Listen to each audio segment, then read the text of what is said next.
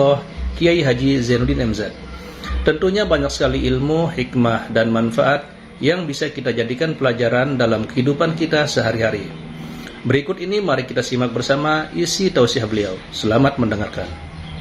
Saudara-saudara kaum muslimin rahimakumullah, sesungguhnya sedekahnya seorang mukmin tazidu fil umri, bisa menambah umur panjang, wa tadfa'u mitata su'i, dan menyelamatkan manusia dari mati secara su'ul khatimah.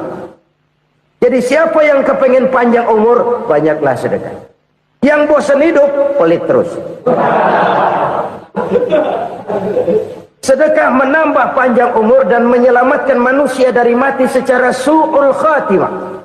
Pak, katanya umur itu nggak bisa ditambah, nggak bisa dikurangin. Kapan? Kalau ajal sudah datang.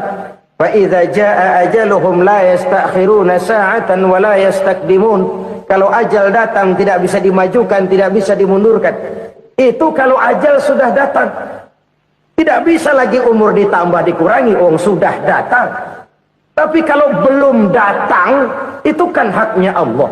Mau ditambah, mau dikurangi, hak prerogatif Allah. Sebagai pencipta manusia, Allah Maha Kuasa dan Maha Mampu. Sedekah ini menambah panjang umur dan menyelamatkan manusia dari mati secara su'ul khatimah.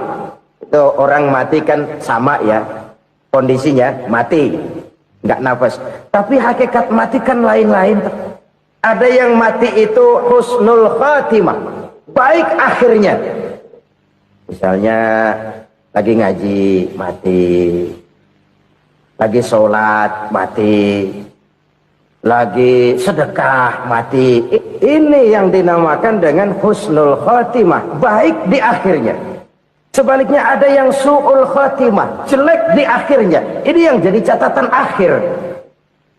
Lagi nyekek botol, mampus. Lagi banting kartu, modar. Su'ul khatimah, jelek pada akhirnya. Sedekah menyelamatkan manusia dari mati secara su'ul khatimah. Dan kita semua kepengen mendapat husnul khatimah, jauh dari su'ul khatimah. Oleh sebab itu yang bisa menyelamatkan kita dari penyakit itu antara lain adalah sedekah yang disembunyikan, yang dikerjakan dengan ikhlas karena Allah, tidak karena kepengen dipuji orang, tidak karena ingin dikatakan orang pemurah. Sebab orang dermawan itu orang yang memberi tanpa harus diminta. Kalau masih harus diminta, ya belum dermawan namanya, masih harus diminta. Kalau nggak diminta ya tulus, lolos, polos. Saudara-saudara kaum muslimin rahimakumullah, harta adalah amanat dan akan kita pertanggungjawabkan. Allah melebihkan rizki sebagian kita dari yang lain agar kita saling tolong menolong, bantu membantu. Nabi janjikan, siapa yang meringankan beban saudaranya muslim di dunia, Allah akan meringankan bebannya di akhirat nanti. Sebuah jaminan dari baginda Nabi.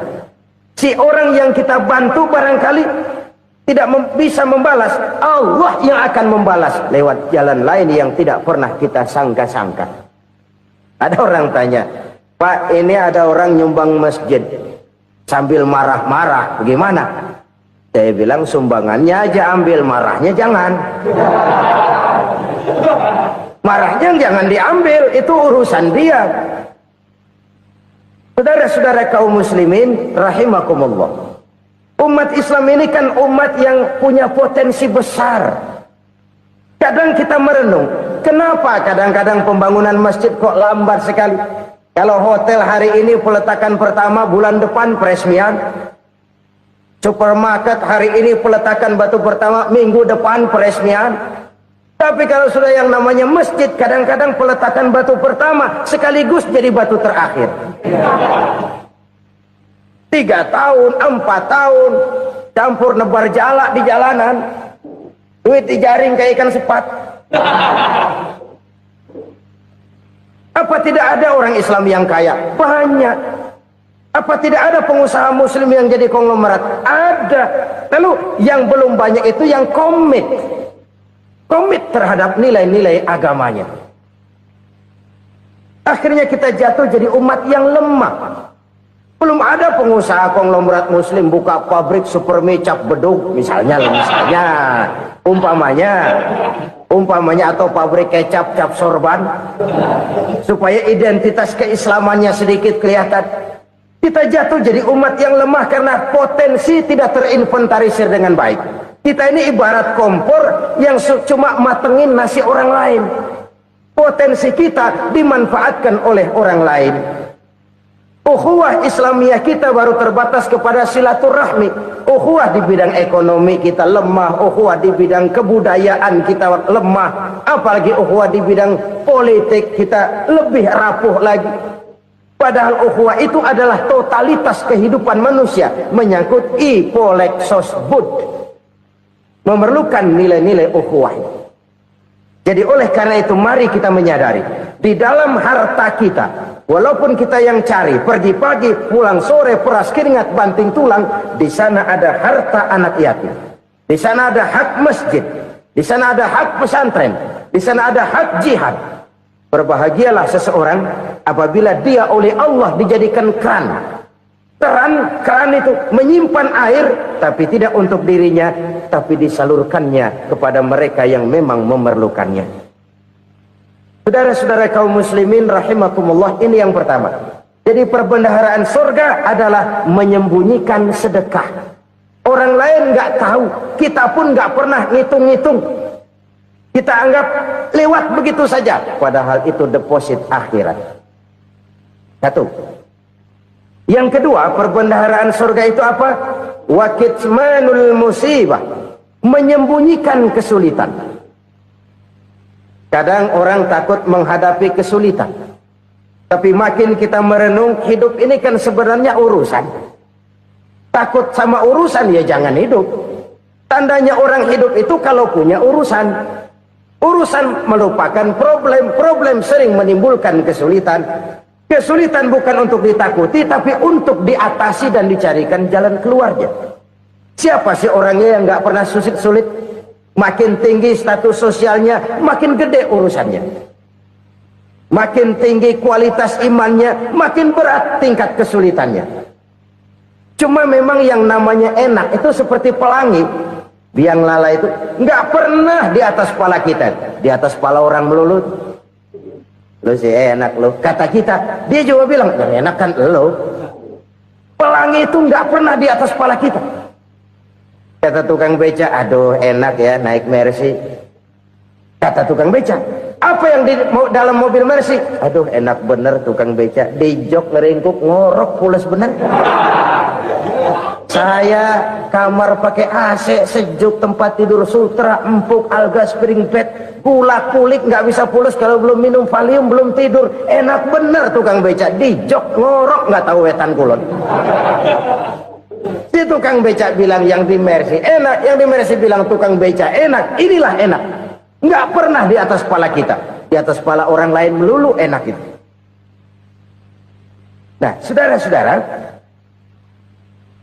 yang merupakan perbendaharaan surga itu orang yang bisa menyembunyikan kesulitan, baik pribadi ataupun rumah tangga. Nih terutama rumah tangga yang jadi soalnya. Kadang-kadang kita ini kalau senang, sebaliknya kalau senang kita diam, kalem aja, cuek. Banyak banget duit kita bawaan, diam aja udah, malah ketemu orang takut. Tapi begitu susah sekampung tahu. Padahal Nabi mengajarkan perbendaharaan surga itu menyembunyikan musibah, menyembunyikan kesulitan. Kalau enak, cerita sama orang-orang. Kalau nggak enak, rasain sendiri, tekan sendiri, atasin sendiri. Kita kan sebaliknya. Senang kita diam, asal lagi susah, paling tidak kita nyari teman buat cerita kesusahan. Siapa orangnya yang nggak pernah susah? Cuma soalnya bagaimana kita mengatasi kesusahan itu sendiri. Begitu juga misalnya kalau orang sudah berumah tangga, itu orang tuanya harus menjadi tempat dia cerita yang enak-enak saja. Yang nggak enak rasain berdua, selesaikan berdua, atasin berdua. Jangan dibalik. Asal senang diam, giliran susah saja. Maknya laporan. Terbalik. bisa menjaga security informasi. Maka nama bayam keluar diem, malah seluitan. Enak amat lo makan daging ayam. Security informasi. Saudara-saudara kaum muslimin rahimakumullah. Ujian yang terberat itu yang pernah diberikan kepada para nabi, para rasul, para aulia, para ulama. Makin tinggi keimanan, makin berat bentuk kesulitan. Ayo saya kemukakan satu contoh saja. Ada seorang nabi yang kaya, nabi kaya, namanya Nabi Ayub. Iblis kalau orang begini kan keki, ibadahnya rajin, kaya. Nih yang kayak begini susah digodain. Kalau ibadahnya rajin, miskin, enggali bisa disogok. Sini imannya mantap, ibadahnya rajin, kaya, nabi lagi. Oh, tapi namanya iblis nggak kurang akal. Laporan, Tuhan, kenapa iblis? Ya ini bahasa saya, bahasa Qurannya sih nggak gitu. Itu hambamu yang namanya Ayub, dia rajin ibadah cuma karena dikasih kaya aja. Coba kasih miskin dia, berhenti dia sembahyang. Ah, kamu bisa aja. Saya tahu Ayub itu hambaku yang ikhlas. Saya buktiin Tuhan, silahkan. Dibuktiinlah, iblis turun ke alamin. Yang mula-mula dia lakukan, dia rusak sawah ladang Nabi Ayub. Dia binasakan binatang ternak Nabi Ayub. Sehingga dalam waktu singkat, jatuhlah Nabi Ayub dari orang paling kaya jadi orang paling miskin. Beliau masih ibadah di mihrab dalam masjid. Datang iblis.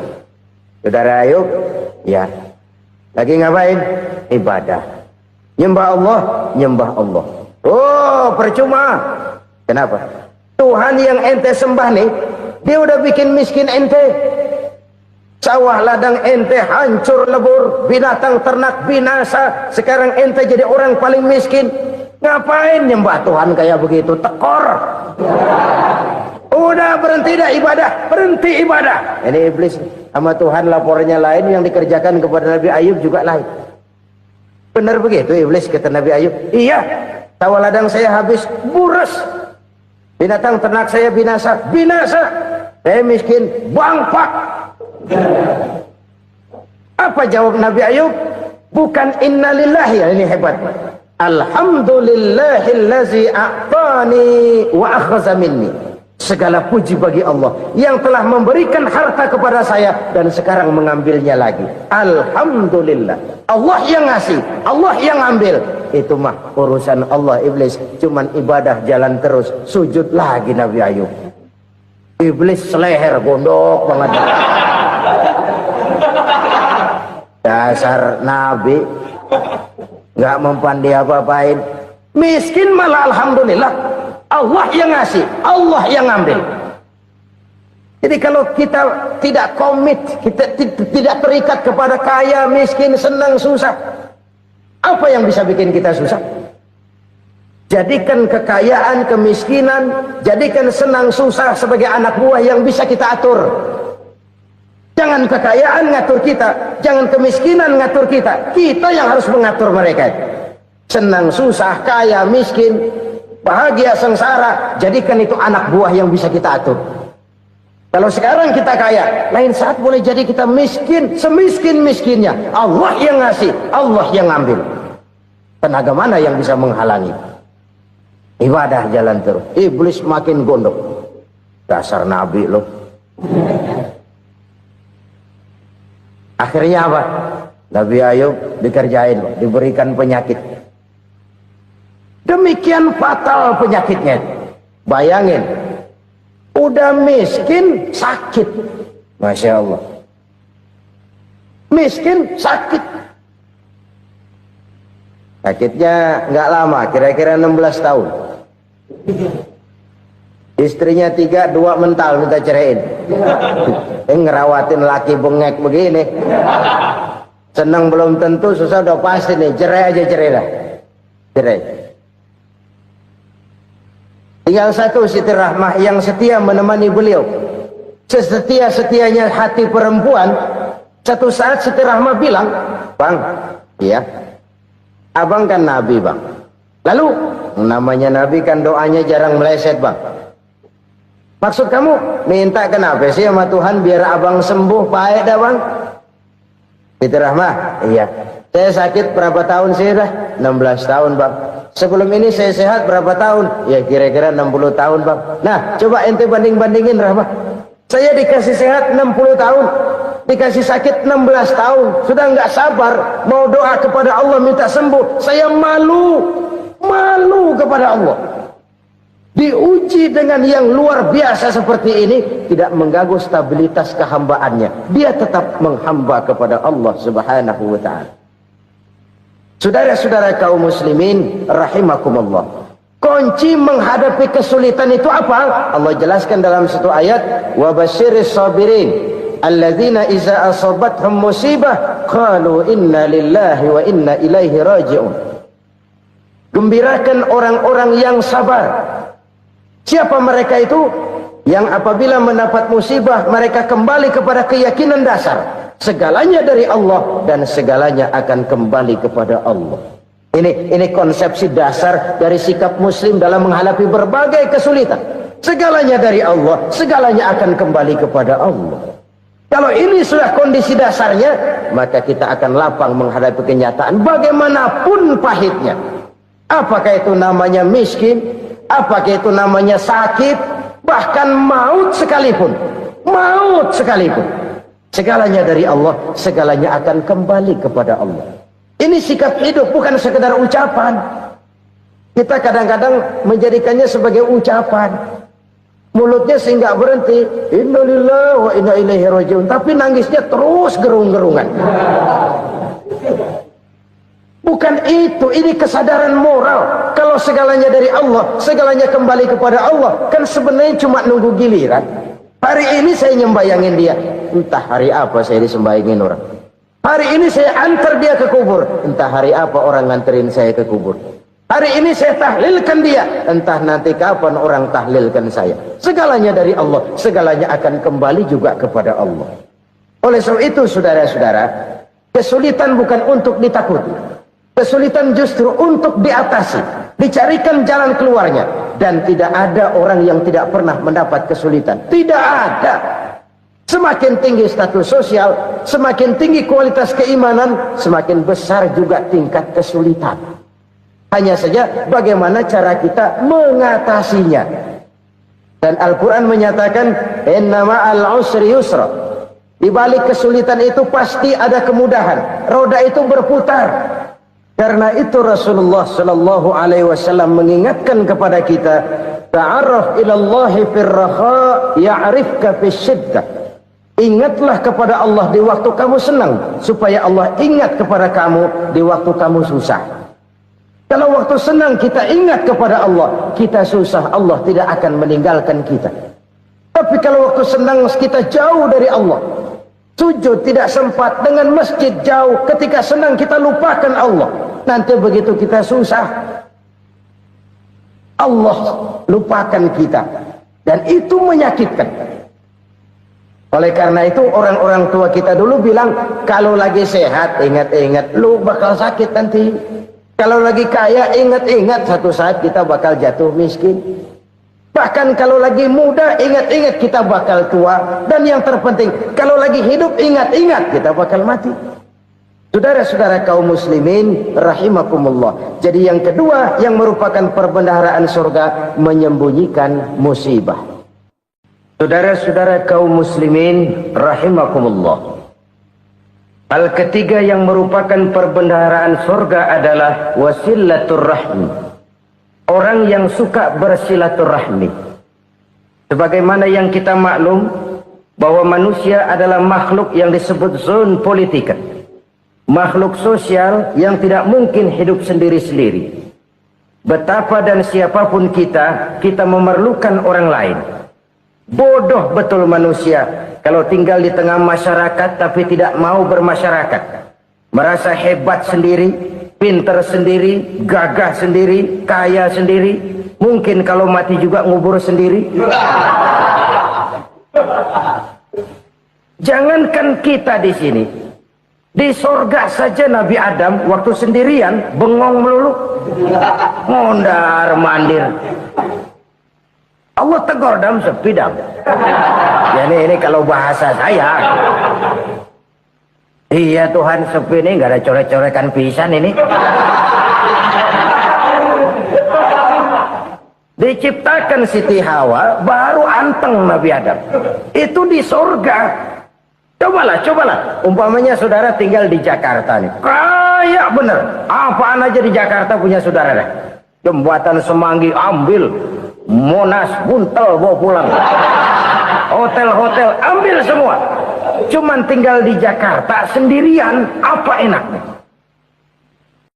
Masya Allah, sangat luar biasa tausiah yang sudah disampaikan oleh guru kita Al-Mafrullah Kiai Haji Zainuddin MZ. Sahabat beriman yang dimuliakan Allah, tetaplah di channel ini karena kajian ini belum selesai dan masih banyak lagi hal-hal menarik yang akan disampaikan beliau. Selamat mendengarkan. Betapa dan siapapun kita perlu orang lain. Tidak ada seorang pun yang bisa memenuhi kebutuhan hidupnya secara sendiri-sendiri. Nah, Islam telah menyelamatkan manusia dari ras diskriminasi, mengikat manusia dengan persaudaraan yang berlandaskan kepada akidah. Karena itu dianjurkan bersilaturahmi. Bahkan Nabi menyatakan, "Man arada ayyubsata lahu fi rizqihi wa yunsa'a fi atharihi falyasil rahimah." Siapa yang kepengen diluaskan rezekinya dan dipanjangkan usianya, banyaklah ia bersilaturahmi. Siapa yang kepengen dimudahkan rezekinya, hendaknya ia banyak bersilaturahmi. Kalau banyak teman, kesulitan kan paling tidak ada tempat cerita.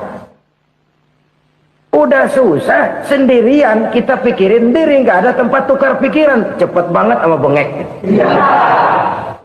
Dilawan sendiri.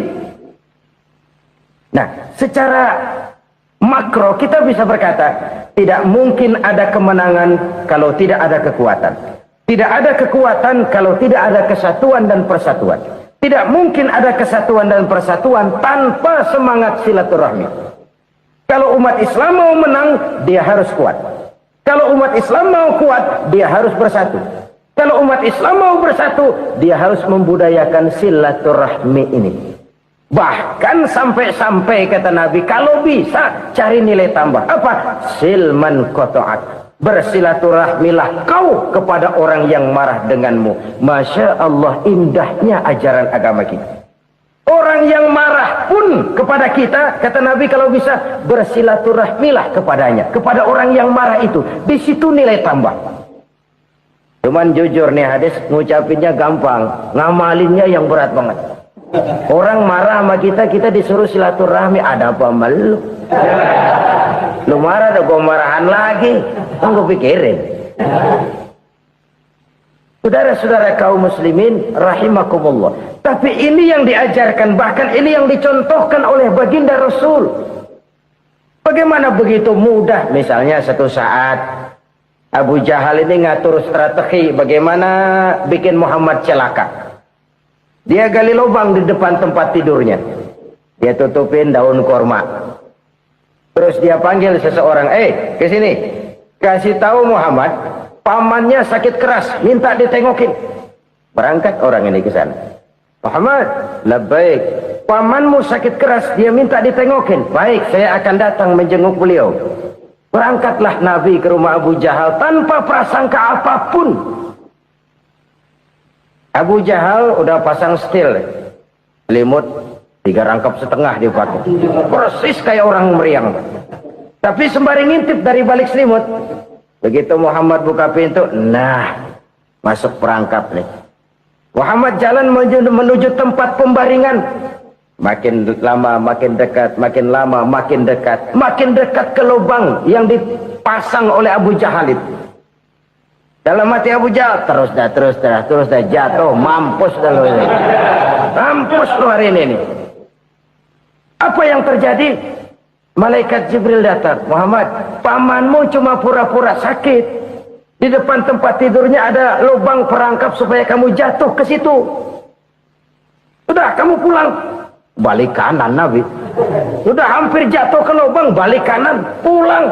Bayangin kecewanya Abu Jahal. Muhammad dikit lagi, Muhammad dikit lagi. Enggak paman, saya pulang aja. Emosi, bangun dari tempat tidur, enggak sadar kalau lagi pura-pura sakit. Lompat ngejar Nabi, dia lupa dengan lubang yang dia gali. Pusra, nyemplung sendiri ke dalam lubang.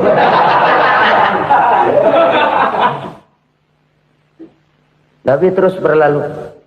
Ini terjadi keanehan. Jatuh ke lubang yang dia gali itu sebenarnya nggak terlalu dalam ya, antara 3-4 meteran lah. Tolong, saya jatuh ke lubang ini. Datanglah pelayan-pelayannya itu. Angkat saya dari sini. Oh, yang ngulurin tambang. Satu gulung, belum juga nyampe itu tambah. Kurang, beli lagi ke warung. Sambung, ulur lagi, nggak juga bisa sampai. Wah, ini kerjaan Muhammad ini. Tolong, siapa salah seorang kamu ke rumah Muhammad, kasih tahu encangnya kecebur. Minta ditolongin. Sampaikan kepada Rasul. Kenapa? Pamanmu jatuh ke lubang, Muhammad minta tolong diangkatin. Tambang udah nyambung-nyambung nggak nyampe juga. Ya, nanti saya datang, saya tolong. Coba. Nyata-nyata orang berniat jahat mau mencelakakan dia. Datang dia menolong. Ini yang disebut air tuba dibalas air susu ya ini. Bukan sebaliknya. Air tuba dibalas air susu. Paman, kecebur ya? Iya Muhammad, tolong ini. Pegang tangan saya. Nabi ulurkan tangannya. Nyampe. Dipegang oleh Abu Jahal. Diangkat ke atas.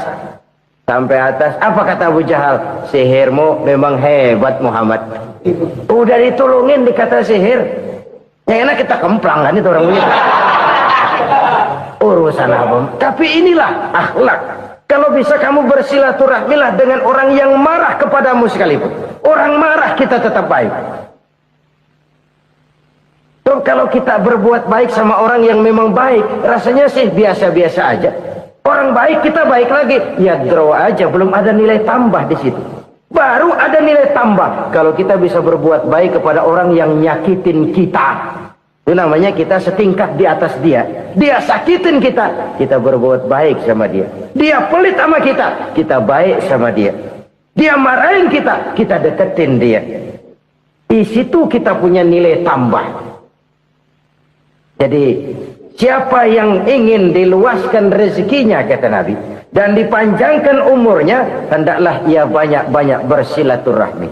Sederhana sebenarnya silaturahmi, tapi silaturahmi membangkitkan semangat kesatuan dan persatuan. Kesatuan dan persatuan melahirkan kekuatan.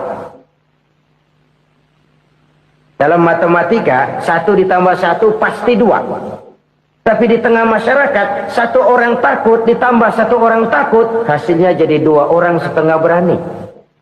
Kenapa setengah berani? Karena udah berdua. Tadi pan takut sendirian. Kalau dia kumpul turu-turu takutlah jadi berani. Kita yang lemah, kita yang tidak berdaya, kita yang miskin, kalau mau kompak bersatu, apa yang nggak bisa kita kerjain?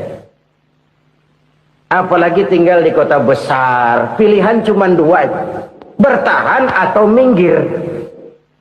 Bertahan atau minggir. Untuk bisa bertahan harus mampu bersaing. Untuk mampu bersaing harus punya keahlian. Keahlian harus ditunjang dengan pendidikan, ditambah oleh kekompakan sebagai umat. Udah miskin mencar mulu, orang injak kita. Orang nggak pandang urusan apa yang malu. Oleh karena itu silaturahmi pada hakikatnya merupakan roh dari ukhuwah yang diajarkan oleh agama kita. Bagaimana Islam menyelamatkan masyarakat manusia dari ras diskriminasi, mengikat manusia, dan tidak ada persaudaraan yang lebih indah selain persaudaraan yang diikat dengan nilai-nilai akidah. Sepanjang orang di jalan Allah, itulah saudara kita. Keluar dia dari jalan Allah, selesailah persaudaraan sampai di situ. Karena itu, kalau ingin menyimpan sesuatu di surga, banyaklah bersilaturahmi. Datang ke rumah ini, datang ke rumah itu, dan lain sebagainya. Itu simpanan kita di akhirat nanti. Ini yang ketiga. Saudara-saudara, yang keempat, perbendaharaan surga itu apa? Wa qawlu la hawla wa la quwwata illa billah. Ucapan la hawla wa la quwwata illa billah. Ibadah kan ada yang berat, modalnya besar. Bangun masjid berat, modalnya besar. Bangun rumah sakit berat, modalnya besar. Ada ibadah yang berat, tapi modalnya ringan. Misalnya puasa. Puasa itu berat, mengendalikan nafsu. Kalau sekedar nggak makan nggak minum sih enteng. Mengendalikan nafsu itu jihad terbesar. Tapi kan modalnya ringan, cuma niat saja. Ini ibadah berat, modalnya ringan. Ada ibadah yang ringan, modalnya juga enteng. Seperti termasuk ucapan la haula wa la quwwata illa billah. Tanpa sadar, la haula wa la quwwata illa billah. Nyelengin tuh di surga. Nyelengin, kita nggak terasa. Nyelengin simpenan akhirat. La haula wa la quwwata illa billah. Nyimpan lagi. Kaget. La haula wa la quwwata illa billah. Nyimpan lagi. Banyak simpenan. Walaupun sebenarnya yang dimaksud di sini adalah kesadaran batin. Bahwa tidak ada daya dan kekuatan kecuali Allah. Itu intinya. Kita memulai pekerjaan disunahkan baca bismillah, kan begitu? Apa itu? Kesadaran moral. Bahwa ini saya bisa kerjakan. Saya kerjakan ini dengan menyebut nama Allah. Kenapa? Kalau Allah tidak memberikan daya dan kekuatan, mana mampu saya kerjakan ini. Maka saya kerjakan ini dengan menyebut nama Allah. Bismillah. Kesadaran moral. Manusia hanya wajib berusaha, tapi nggak pernah wajib berhasil. Banyak hal-hal yang kalau kita renungkan secara rasio nggak mungkin, tapi jadi kenyataan. La haula wa la quwwata illa billah. Tidak ada daya dan kekuatan kecuali bagi Allah semata-mata. Kesadaran moral akan kelemahan dan keterbatasan makhluk bernama manusia. Kadang kita kagum dengan otak, tapi kita sering lupa sama yang bikin otak. Padahal bagaimanapun hebatnya otak, yang bikin otak pasti lebih hebat dari otak. Nggak percaya, silahkan otak-otakan. Inilah kecenderungan. Kita kagum dengan pesawat-pesawat mutakhir, bukan main besi gede banget terbang itu.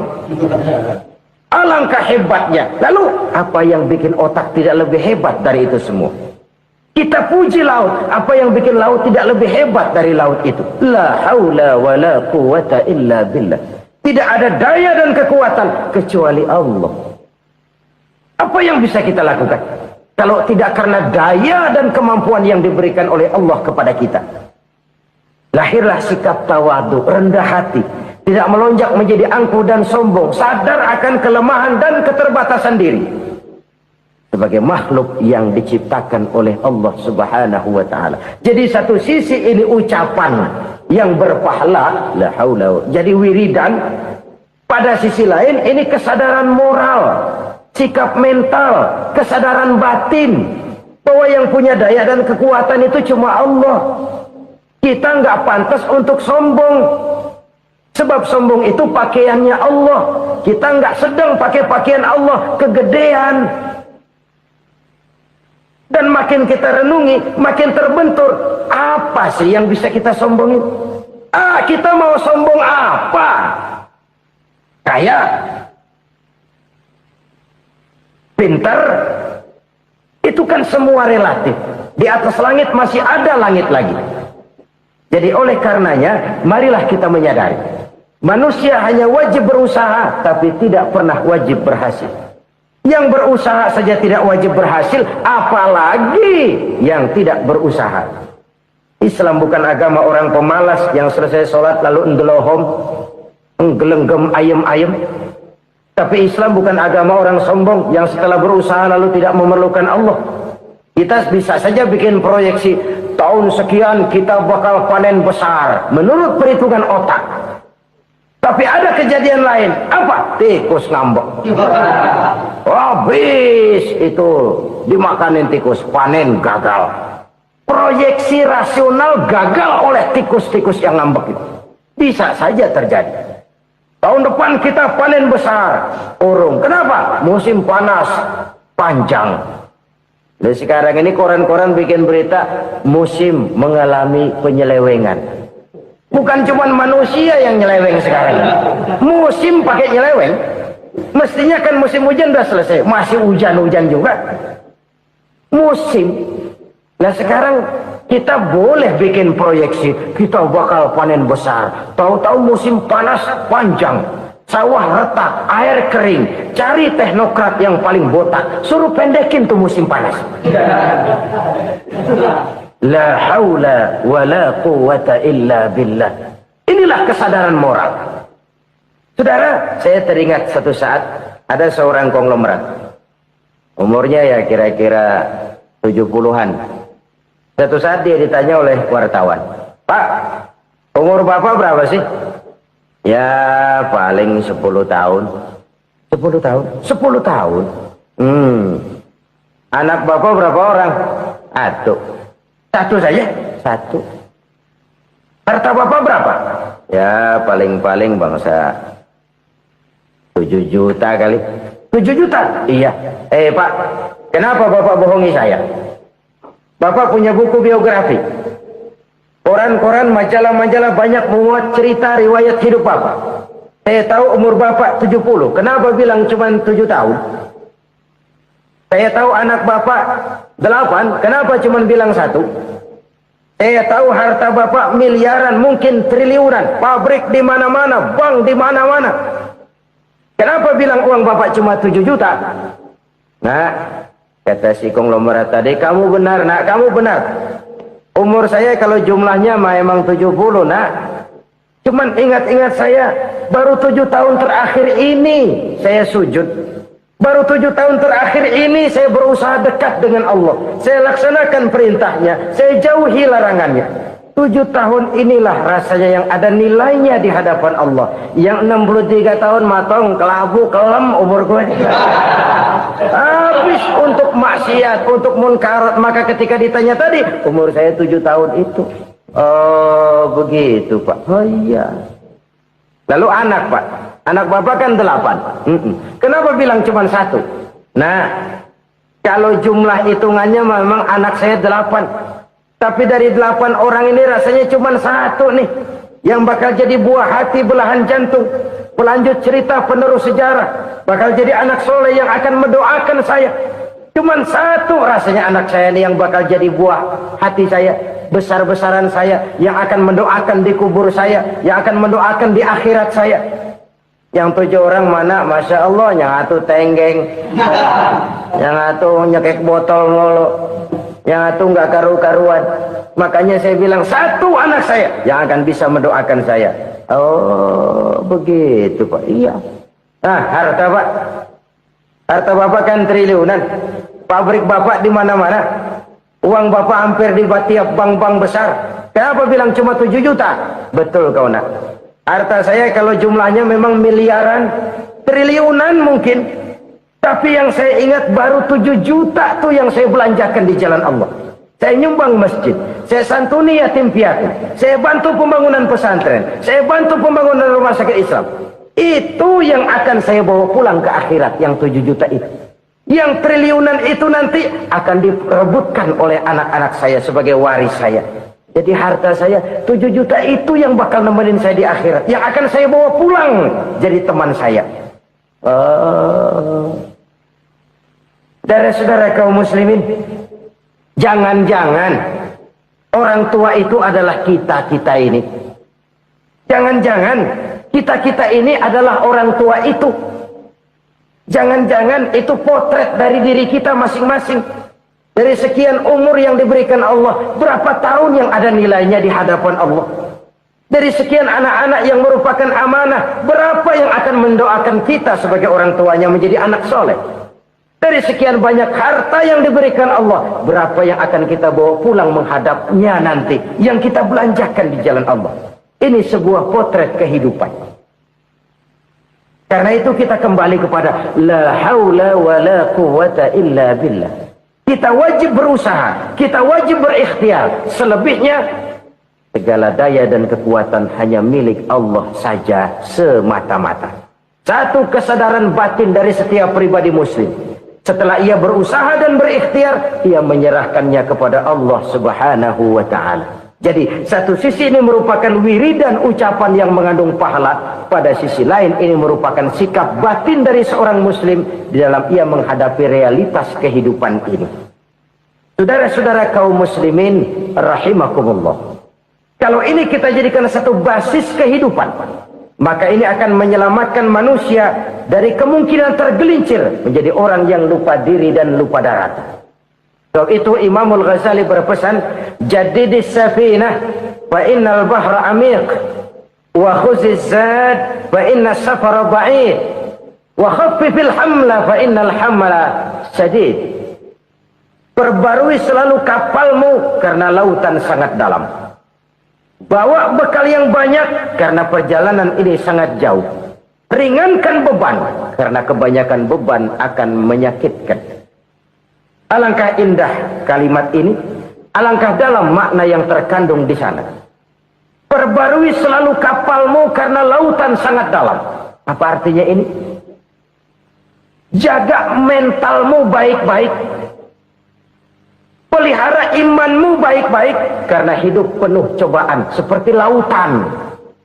Kita kalau berlayar di lautan kan kadang-kadang tenang, angin bertiup sepoi-sepoi basah. Jika malam datang, bintang gemintang bertabur menghias cakrawala. Rembulan memantulkan sinarnya dengan indah. Dalam keadaan begitu berlayar enak.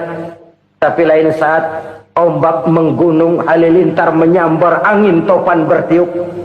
Berapa banyak sudah saudara-saudara kita yang tenggelam di lautan dunia tanpa sadar bahwa dia belum sampai kepada pantai yang akan dituju. Berapa banyak sudah saudara-saudara kita yang tenggelam di lautan dunia ini tanpa sempat bangkit lagi. Dia menyangka sudah sampai kepada tujuannya.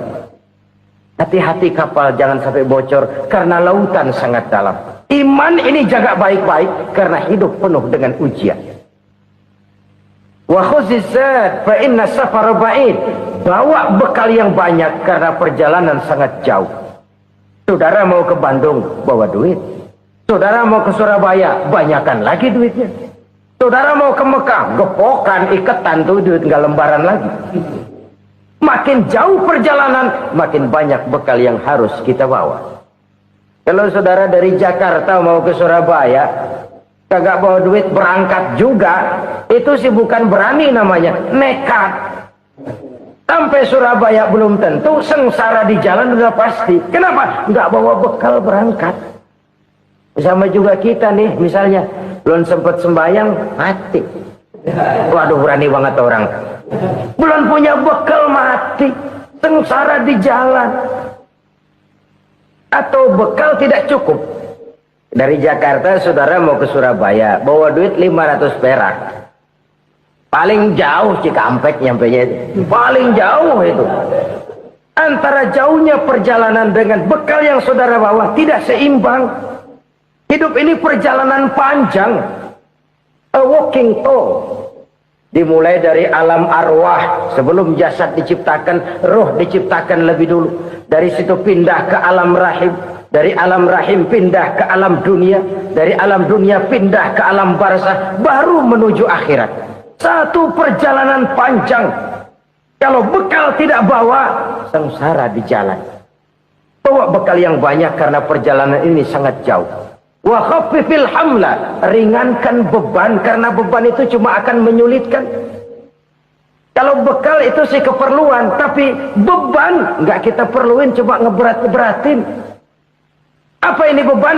Dosa, kecurangan, kebatilan, kesoliman, ketidakadilan, kesewenang-wenangan.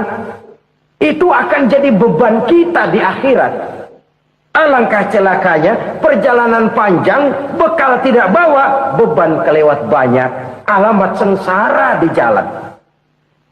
Pahala tidak ada, dosa berlipat ganda. Na'udzubillah, summa na'udzubillah. Kalau kita rangkum nasihat Al-Ghazali dengan kisah si konglomerat tadi, kita akan mengambil kesimpulan. Pertama, bekal terbaik dalam menghadapi gejolak kehidupan ini tidak lain adalah iman. Yang kedua, pahala dan dosa. Dua hal kontroversial. Pahala adalah bekal, dosa adalah beban. Tapi kita sekarang kan tidak begitu terangsang kepada yang abstrak. Orang berlomba mencari yang konkret-konkret saja, yang real. Kalau memang dosa, benjol dong, kira-kira begitu. Kira-kira begitu. Persis orang Yahudi dulu. Orang Yahudi itu kan pernah minta kepada Nabi Musa, ya Musa, lan nu'mina laka hatta narallaha jahrah. Musa, kami nggak bakal mau beriman kepada Allah kalau belum kami lihat Allah ada nongkrong di depan kami. Kalau memang Tuhan ada, taruh dong di depan kami. Mau yang konkret-konkret saja. Kalau memang dosa, benjol dong. Kalau memang pahala, berasa dong. Orang terangsang kepada yang real, yang konkret-konkret saja. Saya mau cerita, ada orang super kaya. Namanya Aristotle Onesimus, Raja Tanker Yunani. Dia punya kapal tanker saja konon sampai 11 banyaknya. Punya perusahaan penerbangan yang disebut Olympic Airlines. Punya hotel di berbagai kota besar di dunia ini, sejak dari New York, London, Paris, Rome, dan sebagainya. Bahkan punya pulau yang dia namakan Pulau Scorpio. Ini kan namanya sudah kaya nggak tanggung-tanggung, punya pulau. Nah, dia punya 2 orang anak, yang satu laki-laki namanya Alexander, yang satu perempuan namanya Maria Onesimus. Seluruh harapannya tertumpah kepada anak lakinya Alexander ini, yang akan meneruskan usahanya, meneruskan kekayaannya, meneruskan dinastinya. Apa yang terjadi? Ternyata anak yang dia harapkan yang bernama Alexander ini mati muda dalam kecelakaan pada waktu dia olahraga. Apa olahraganya? Namanya olahraga anak orang kaya, golongan jet set. Olahraganya olahraga pesawat terbang. Jatuh, ya nggak kaput, habis mati. Tinggal satu anak perempuannya, Maria Onesimus. Tapi anak perempuan ini juga malah urakan. Terakhir dia pacaran, bahkan kemudian kawin sama orang Rusia. Rupanya Aristotle Onesimus ini broken. Kekayaannya yang berlimpah ruah, perusahaannya yang begitu banyak, siapa yang akan meneruskan? Siapa yang akan menggantikan? Sampai kemudian dia mengurung diri di Pulau Scorpio dan mati di sana secara mengenaskan. Seorang multi-jutawan, seorang yang super kaya, mati menyendiri di pulau sepi. Ibarat kata pepatah, anak ayam mati di lumbung. Bukan kekurangan makanan, keurugan makanan. Begitu kehidupan Aristotle Onesimus. Dan banyak orang-orang yang sudah demikian kaya sampai dibingungkan oleh kekayaannya sendiri. Telusurilah kehidupan David Rockefeller misalnya, Henry Ford misalnya, Adnan Khashoggi misalnya. Multi jutawan yang kadang-kadang dibuat keder oleh kekayaannya sendiri. Pantas ketika Imam Ali ditawarkan orang, ya Ali, kalau kepadamu disuruh pilih ilmu atau harta, kau pilih mana? Ya jelas pilih ilmu dong. Kenapa? Pertama, ilmu kalau kita berikan kepada orang lain tambah. Tapi harta kalau kita berikan kepada orang lain kurang. Saudara punya uang 10.000, dibagi orang 5.000, jelas uang saudara berkurang. Tapi saudara punya ilmu diberikan kepada orang lain bisa, saudara pun makin mantap. Tidak lantas jadi bodoh karena ngajarin orang. Saudara bisa Fatihah lalu mengajarkan orang Fatihah. Orang bisa, saudara pun makin hafal. Tidak lantas setelah diajarin orang ilmunya hilang. Begitu datang dia minta orang, tolong ajarin saya Fatihah, udah habis, nggak ada.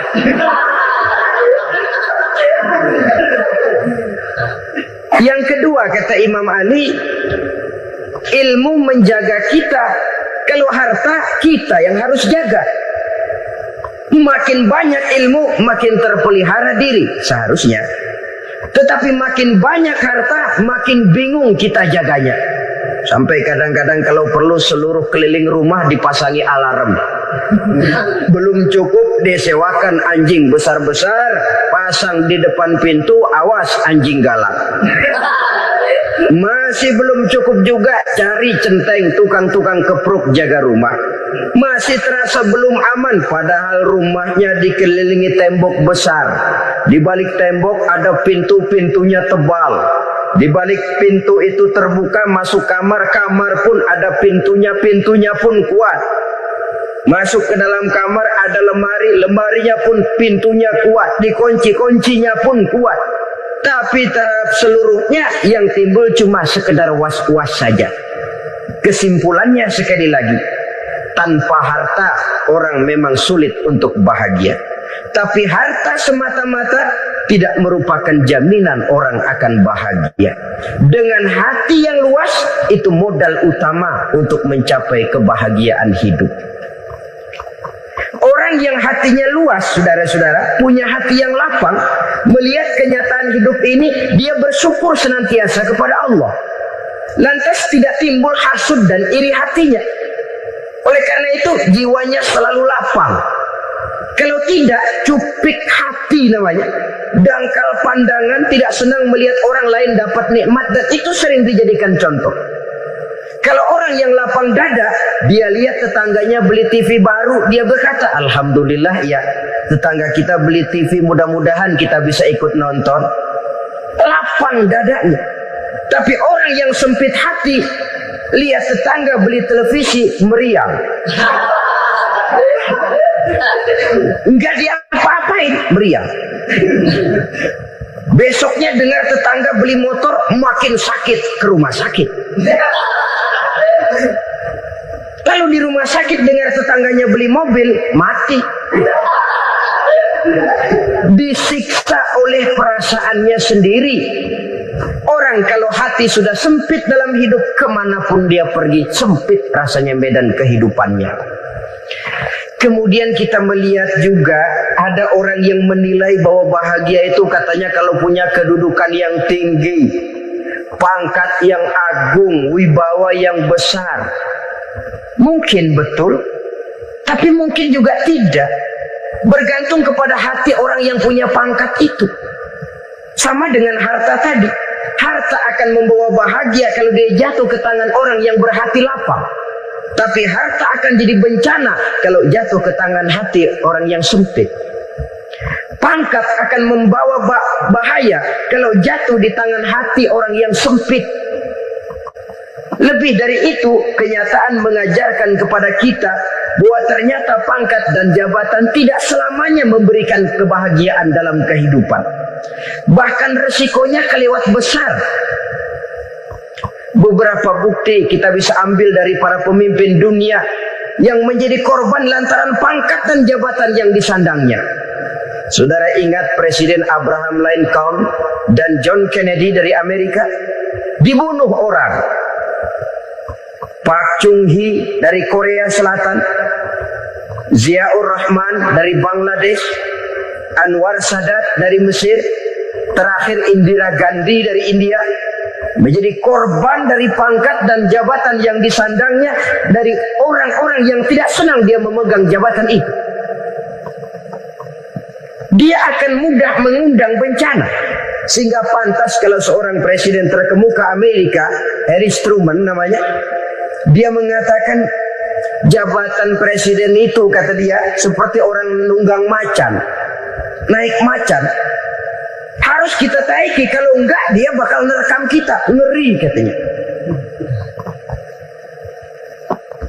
Adapun orang yang hatinya lapang, kalau dia menerima pangkat dan jabatan, dianggapnya itu satu kesempatan untuk berbuat baik. Tapi orang yang berhati sempit, menerima pangkat dan jabatan, bukan kadang-kadang menerima, malah berusaha setengah mati mencapai dengan segala cara.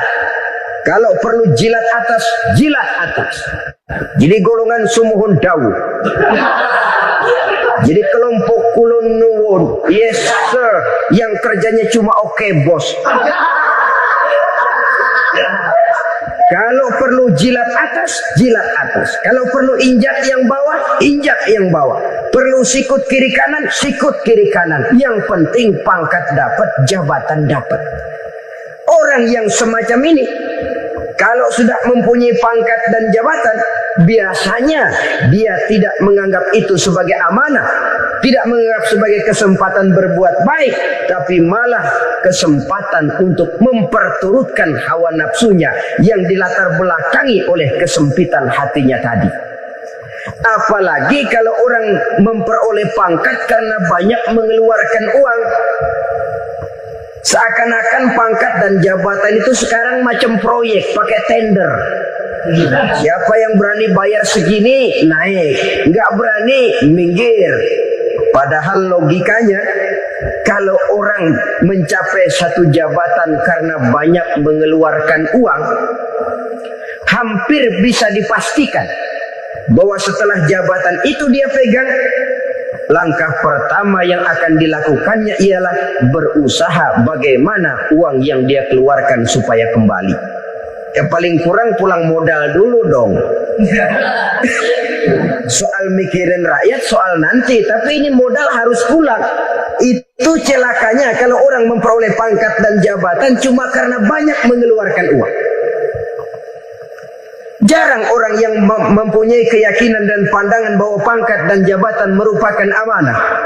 Jadi sekali lagi, pangkat dan jabatan mungkin saja membawa kebahagiaan kalau jatuh ke tangan orang yang berhati lapang. Tapi bisa jadi bencana kalau dia jatuh ke tangan orang yang mempunyai hati yang sempit. Dan lagi-lagi stresnya hati yang lapang. Lalu sebagian orang, saudara, ada yang berpandangan katanya bahagia itu kalau jadi orang terkenal, mempunyai popularitas, menjadi idola di kalangan remaja, di kalangan orang tua, di segala lapisan masyarakat. Padahal makin populer orang, makin terikat dia. Ya kalau macam kita ini kan nggak punya nama, nggak populer, tengah malam buta mau nongkrong di warung Tegal aman. Tapi pangkat, jabatan, kedudukan, popularitas menyebabkan kita diikat dengan berbagai macam peraturan. Cuma mandi sama ke WC saja yang nggak dikawal.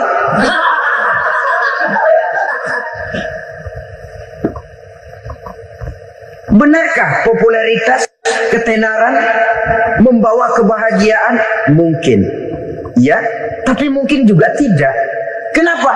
Banyak orang-orang populer yang mengakhiri hidupnya secara tragis. Kita ambil beberapa nama.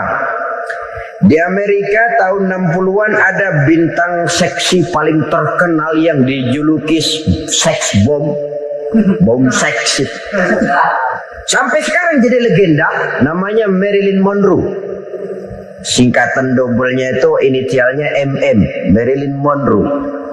Terkenal, top, sampai dia mati tahun 62. Namanya sekarang masih saja dibicarakan orang. Kenapa dia bunuh diri? Tidak punya hartakah dia? Banyak. Kurang populerkah dia? Seluruh dunia mengenalnya. Sejak rakyat kecil sampai pejabat tinggi dia punya hubungan. Kenapa? Jenuh. Dia terlahir dalam keadaan yatim. Setelah itu tidak lama dia berangkat remaja, ibunya meninggal. Pindah dari wanita asuh ke wanita asuh sampai 12 orang ibu angkatnya. Dan kekecewaan yang paling parah, setiap laki-laki yang dekat dengannya hanya seperti kapal berlabuh. Datang dan pergi silih berganti. Padahal dia merindukan seseorang yang bisa melindungi hidupnya. Dia rindukan itu dan dia tidak pernah menemukan. Itu yang akhirnya menyebabkan dia minum pil tidur kelewat dosis. Minum obat tidur kebanyakan. Ya tidur terus sampai sekarang.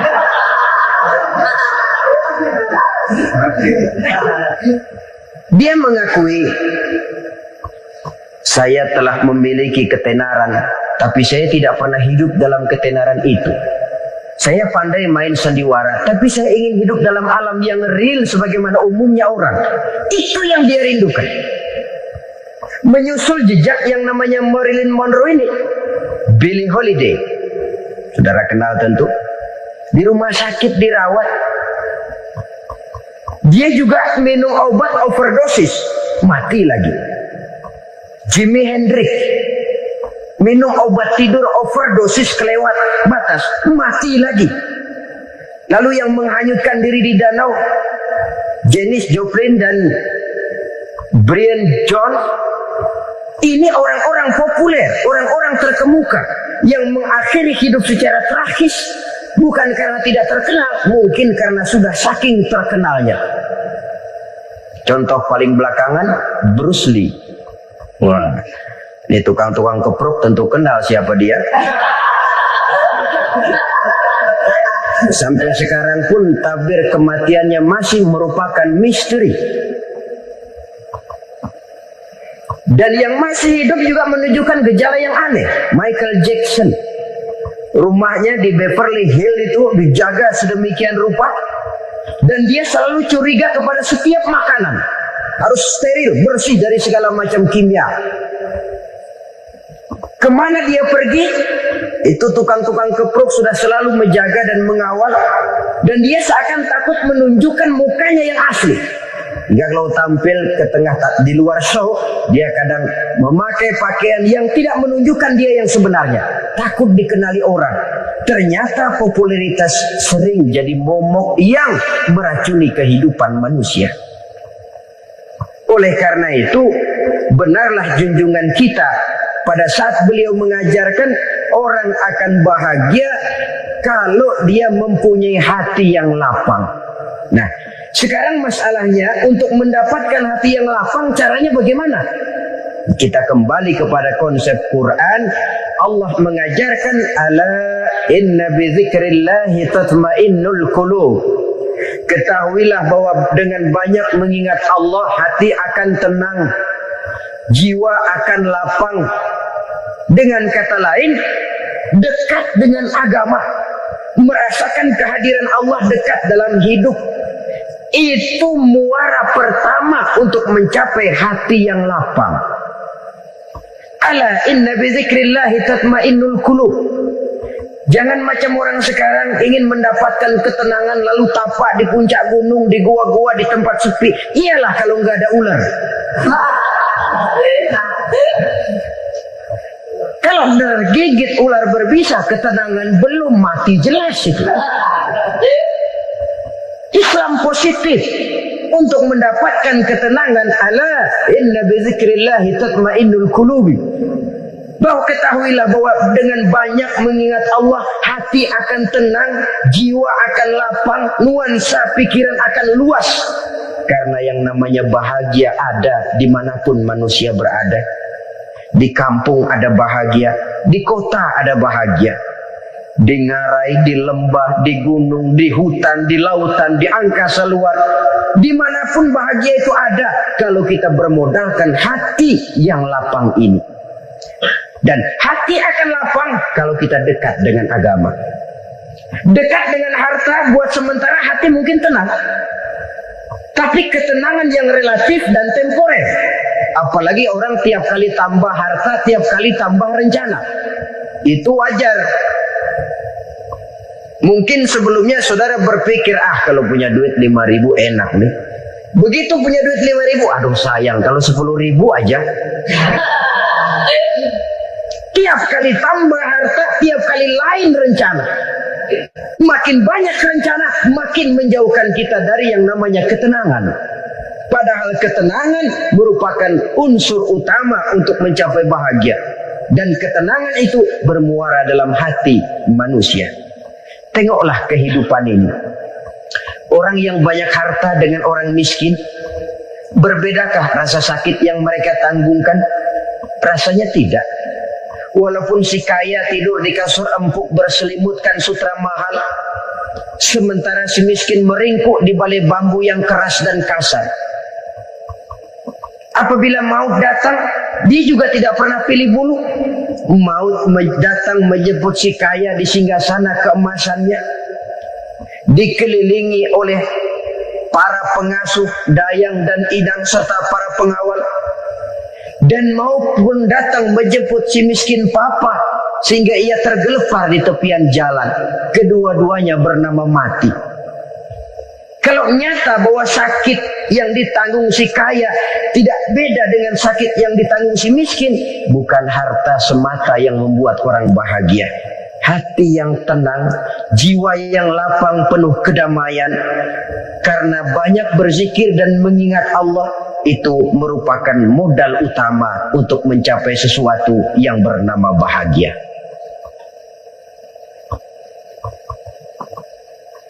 Saudara hadirin yang saya hormati, inilah yang pertama dari 4 ciri yang digambarkan oleh Nabi tentang tanda-tanda orang bahagia. Dan harus berangkat dari yang pertama ini, hati yang lapang.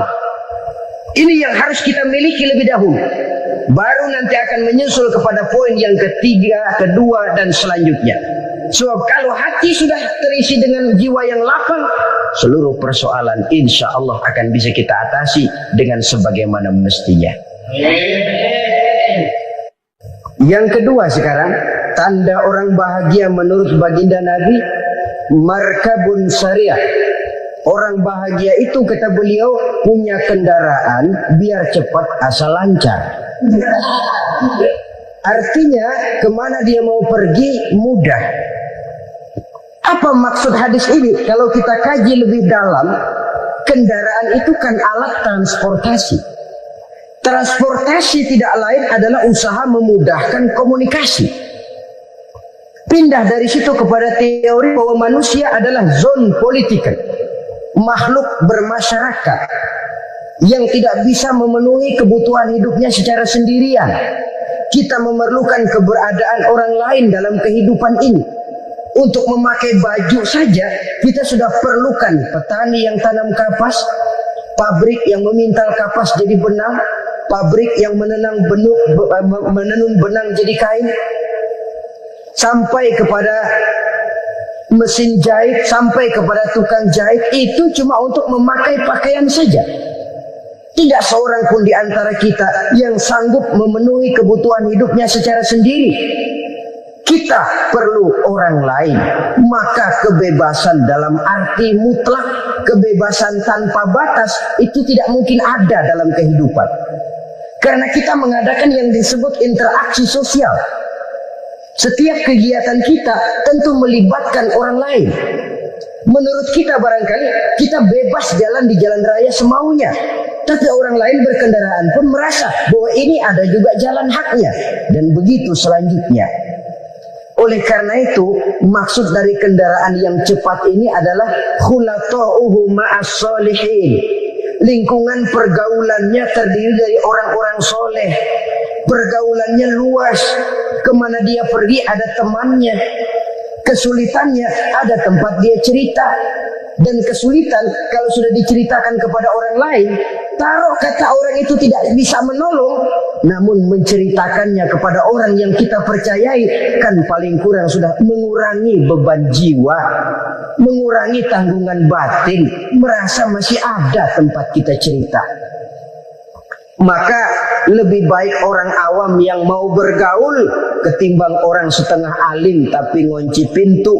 Sebab nantinya akan timbul sikap picik, cupik pandangan, dan tidak luas menghadapi kenyataan dalam kehidupan ini. Namun yang harus kita garis bawahi, pergaulan memang mesti luas. Namun jangan sekali-kali lupa bahwa pergaulan sangat besar pengaruhnya dalam ikut membentuk kepribadian manusia. Sehari-hari bisa kita bilang, kalau kita dekat sama tukang minyak wangi, sekalipun nggak dibagi minyaknya, baunya tentu dapat. Betul?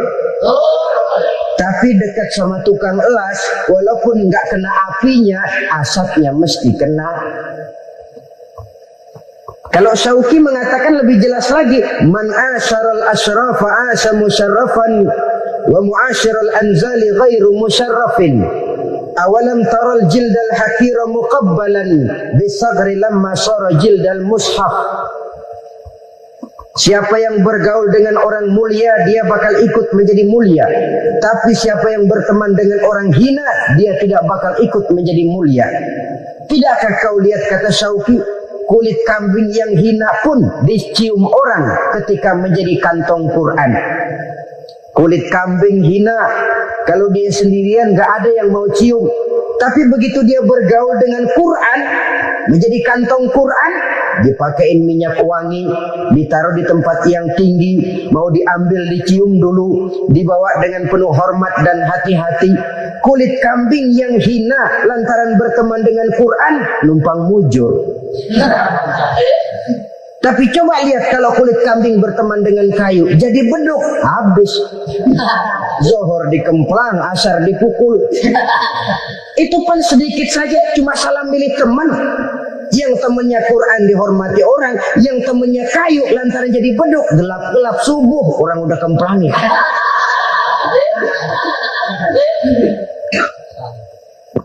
Maka terutama kepada adik-adik remaja yang masih mencari identitas diri, yang ibarat kaset masih kaset kosong, mudah diisi oleh apapun, pandai-pandailah memilih teman dalam bergaul.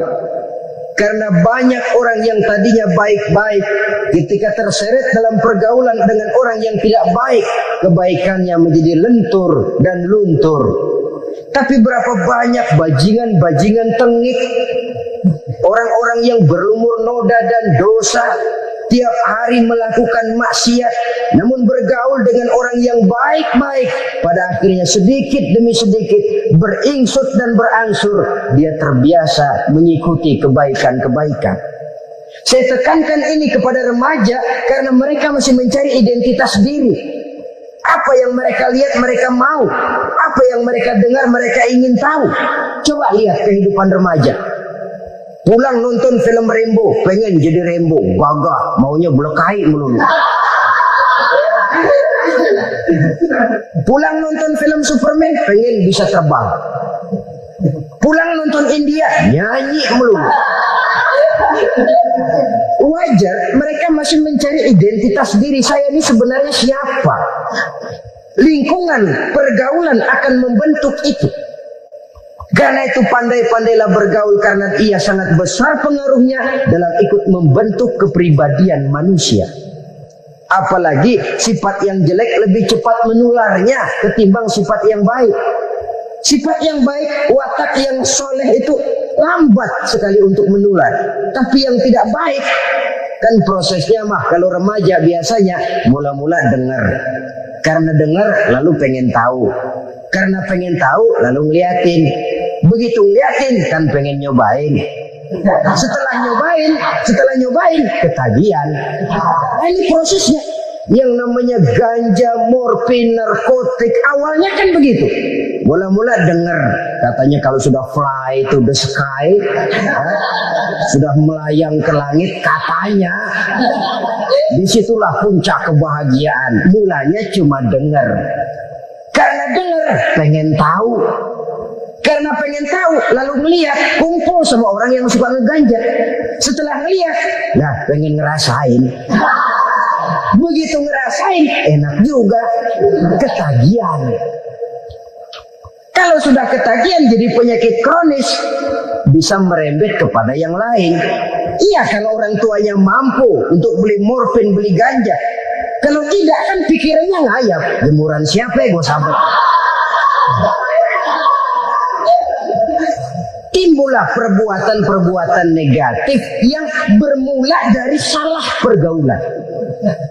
Apalagi buat adik-adik remaja yang tinggal di kota-kota besar, yang pengaruh budaya, pengaruh kesenian, pengaruh struktur kehidupan yang nampak makin individualistis, di mana persaingan tajam, tensi ekonomi tinggi, orang mudah mengalami stres.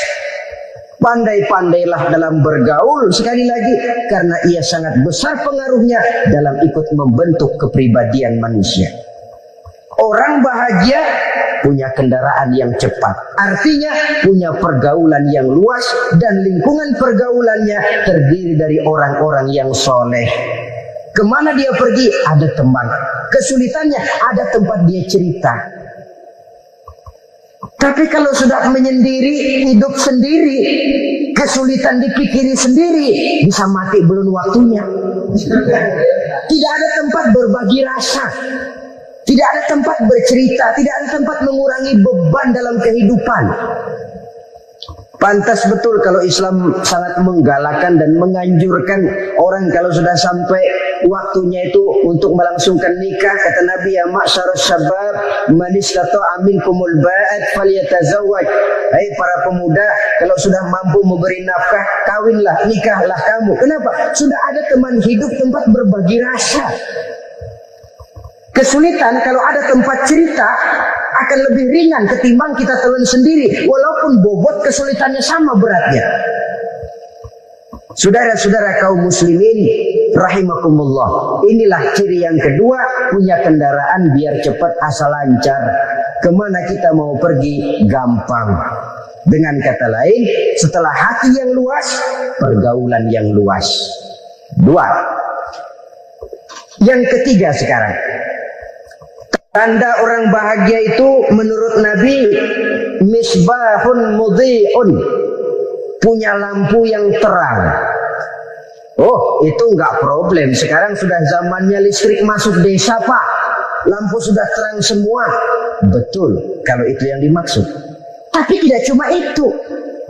Karena lampu yang dimaksud di sini, lampu yang akan menerangi seluruh perjalanan hidup.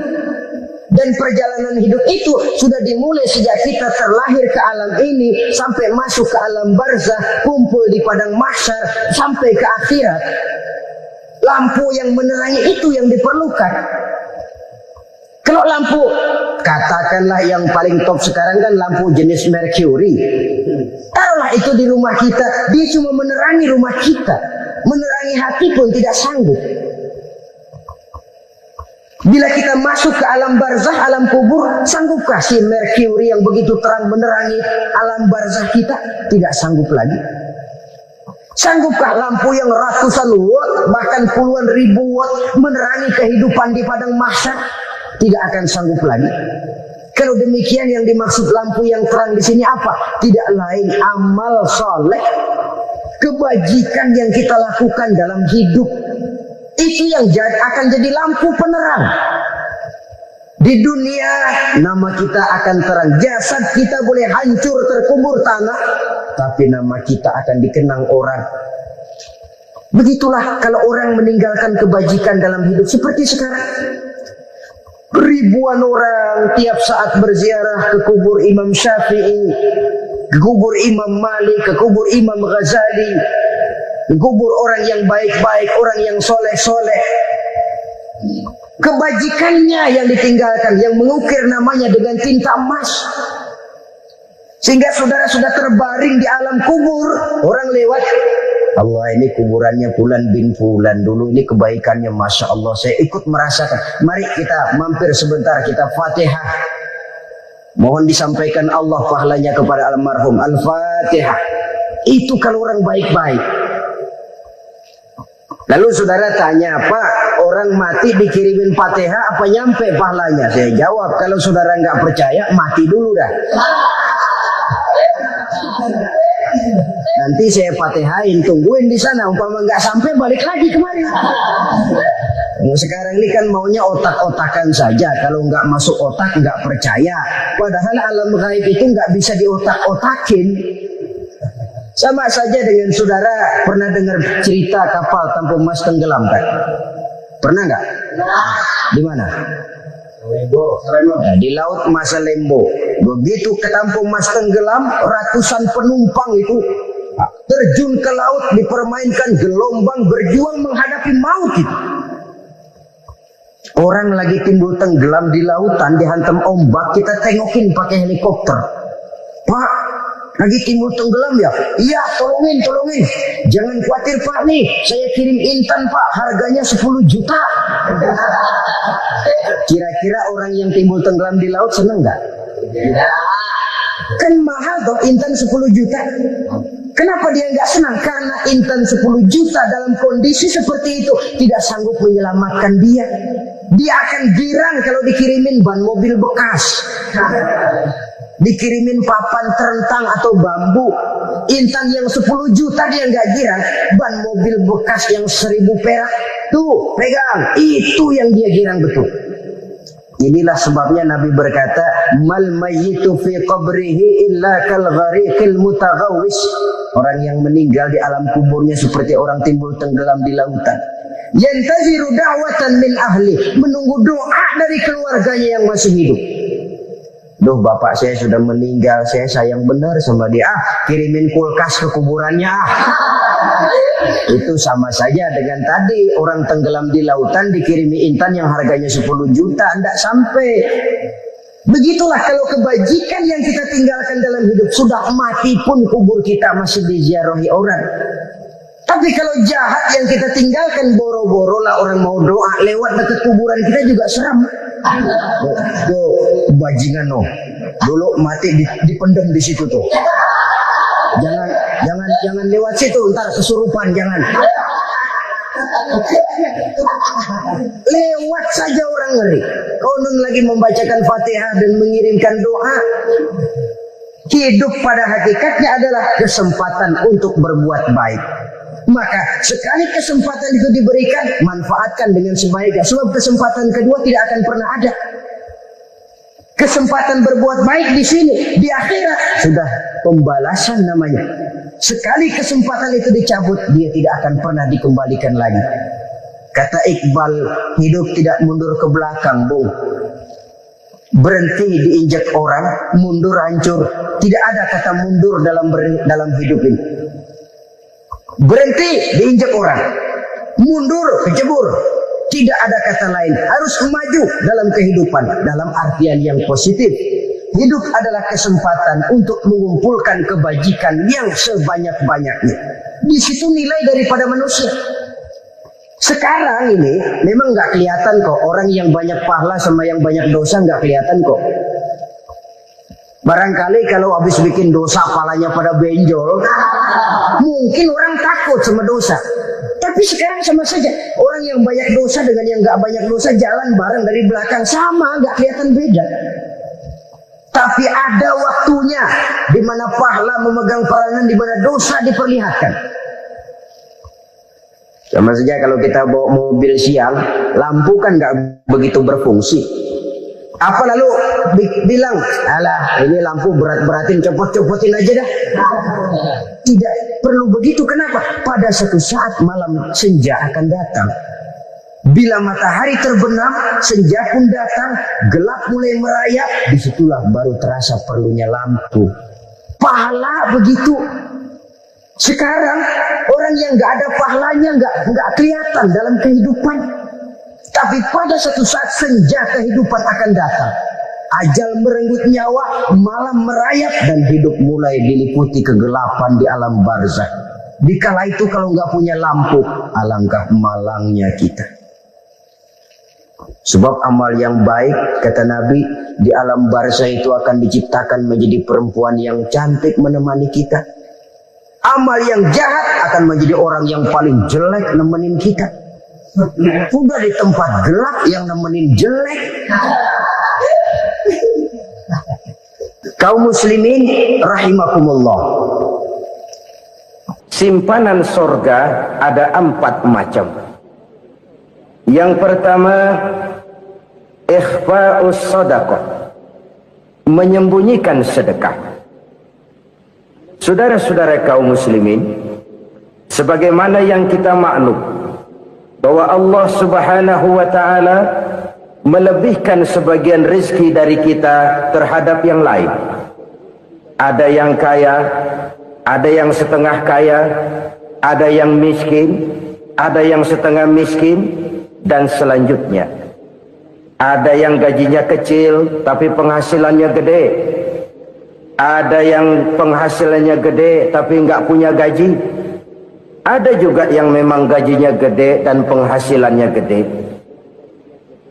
Kelebihan rezeki merupakan sunnatullah dan tidak harus membuat kita merasa lebih dari yang lain. Bahkan sebaliknya, kelebihan itu harus membuat kita ringan tangan untuk menolong mereka yang memang memerlukan pertolongan. Kalau saudara diberikan ilmu, maka pertanyaan akhirat cuma satu: ilmumu kau amalkan untuk apa? Kalau saudara diberikan umur yang panjang, pengadilan akhirat juga bertanya satu: umurmu kau habiskan di mana? Tapi kalau saudara diberikan harta, pengadilan akhirat akan bertanya dua: hartamu kau dapat dari mana, kau belanjakan kemana? Dari mananya ditanya, dan kemananya juga ditanya. Oleh karena kita akan dimintakan pertanggungan jawab, maka amanah yang bernama harta ini harus kita gunakan dengan sebaik-baiknya. Ada penggunaan yang merupakan kewajiban, itu zakat namanya. Ada penggunaan yang sewaktu-waktu, itu infak namanya. Ada yang lebih sewaktu-waktu lagi, dan itu sedekah namanya. Zakat dia terikat oleh haul dan nisab, oleh putaran batas waktu dan ukuran dari harta itu sendiri. Sedangkan infak terikat oleh situasi dan kondisi perekonomian seseorang. Sedangkan sedekah tidak terikat dengan apapun. Dalam kondisi seperti apapun kita bisa melakukan sedekah dengan yang terkecil sekalipun. Sampai-sampai Rasulullah sallallahu alaihi wasallam mengajarkan, la tahqiranna minal ma'rufi syai'an walau an talqa akhaka biwajhin talik. Atau ada hadis, tabassumuka fi wajhi akhika laka shadaqah. Senyumanmu kepada temanmu adalah sedekah. Jadi untuk melakukan sedekah tidak harus dalam berbentuk uang. Dengan ilmu kita bisa sedekah, dengan tenaga kita bisa bersedekah, dengan pikiran kita bisa bersedekah, bahkan senyum kepada teman itu pun sedekah. Jadi kalau sedekah dengan uang memang belum punya uang, nyengir aja banyakin. Itu asal pada tempatnya, jangan lalu ketemu tiang listrik cengengesan. Tentu tidak pada tempatnya dan tidak wajar. Nah, sedekah yang paling dicintai Allah adalah sedekah yang disembunyikan. Artinya jauh dari sifat riya. Kan kadang-kadang ada orang sedekah itu disebutkan namanya, apa tidak bagus? Kalau memang niatnya ikhlas, ya bagus-bagus saja. Untuk memberikan sugesti kepada yang lain. Si Fulan bin Fulan nyumbang sekian, diumumkan. Boleh kalau niatnya untuk memberikan rangsangan kepada yang lain supaya dia menyumbang lebih besar dari orang tadi. Tapi kalau itu mendatangkan riya, maka sedekah yang paling dicintai Allah adalah sedekah yang disembunyikan. Tangan kiri saja tidak tahu apa yang diberikan oleh tangan kanan. Sedekah yang dilakukan dengan ikhlas akan merupakan perbendaharaan surga, tersembunyi dari pandangan orang lain, tidak seorang pun tahu. Karena memang sikap yang baik adalah melupakan kebaikan dan mengingat kesalahan. Itu salah satu ciri orang bahagia. Orang yang selalu mengingat kesalahannya dan berusaha melupakan segala kebaikannya. Kalau dia akan ada kebaikan, dia tidak bisa ikut, dia merasa rugi karena dia merasa belum pernah berbuat baik. Tapi kalau akan melakukan kesalahan baru, dia ingat kesalahan yang sudah-sudah, sehingga terhalang baginya untuk melakukan satu kesalahan baru. Demikianlah saudara-saudara, bahwa Allah melebihkan rizki sebagian kita dari yang lain, agar terjadi tolong-menolong dalam kehidupan ini. Jadi kesenjangan yang nature, kesenjangan yang alami, itu sunnatullah. Ada yang kaya, ada yang miskin, ada yang kelas menengah. Nah, kenapa lalu sekarang kita berusaha mengentaskan kemiskinan? Oleh karena adanya kesenjangan struktural. Kalau yang kaya bisa semakin kaya, kenapa yang miskin tidak bisa naik jadi ikut sedikit kaya? Sebab pada dasarnya Islam adalah agama yang sejak turunnya sudah berupaya memerangi kemiskinan. Bahkan dikatakan kemiskinan itu mendekatkan kepada kekufuran. Orang kalau miskin udah dekat banget sama kafir. Gampang menjadi kafir.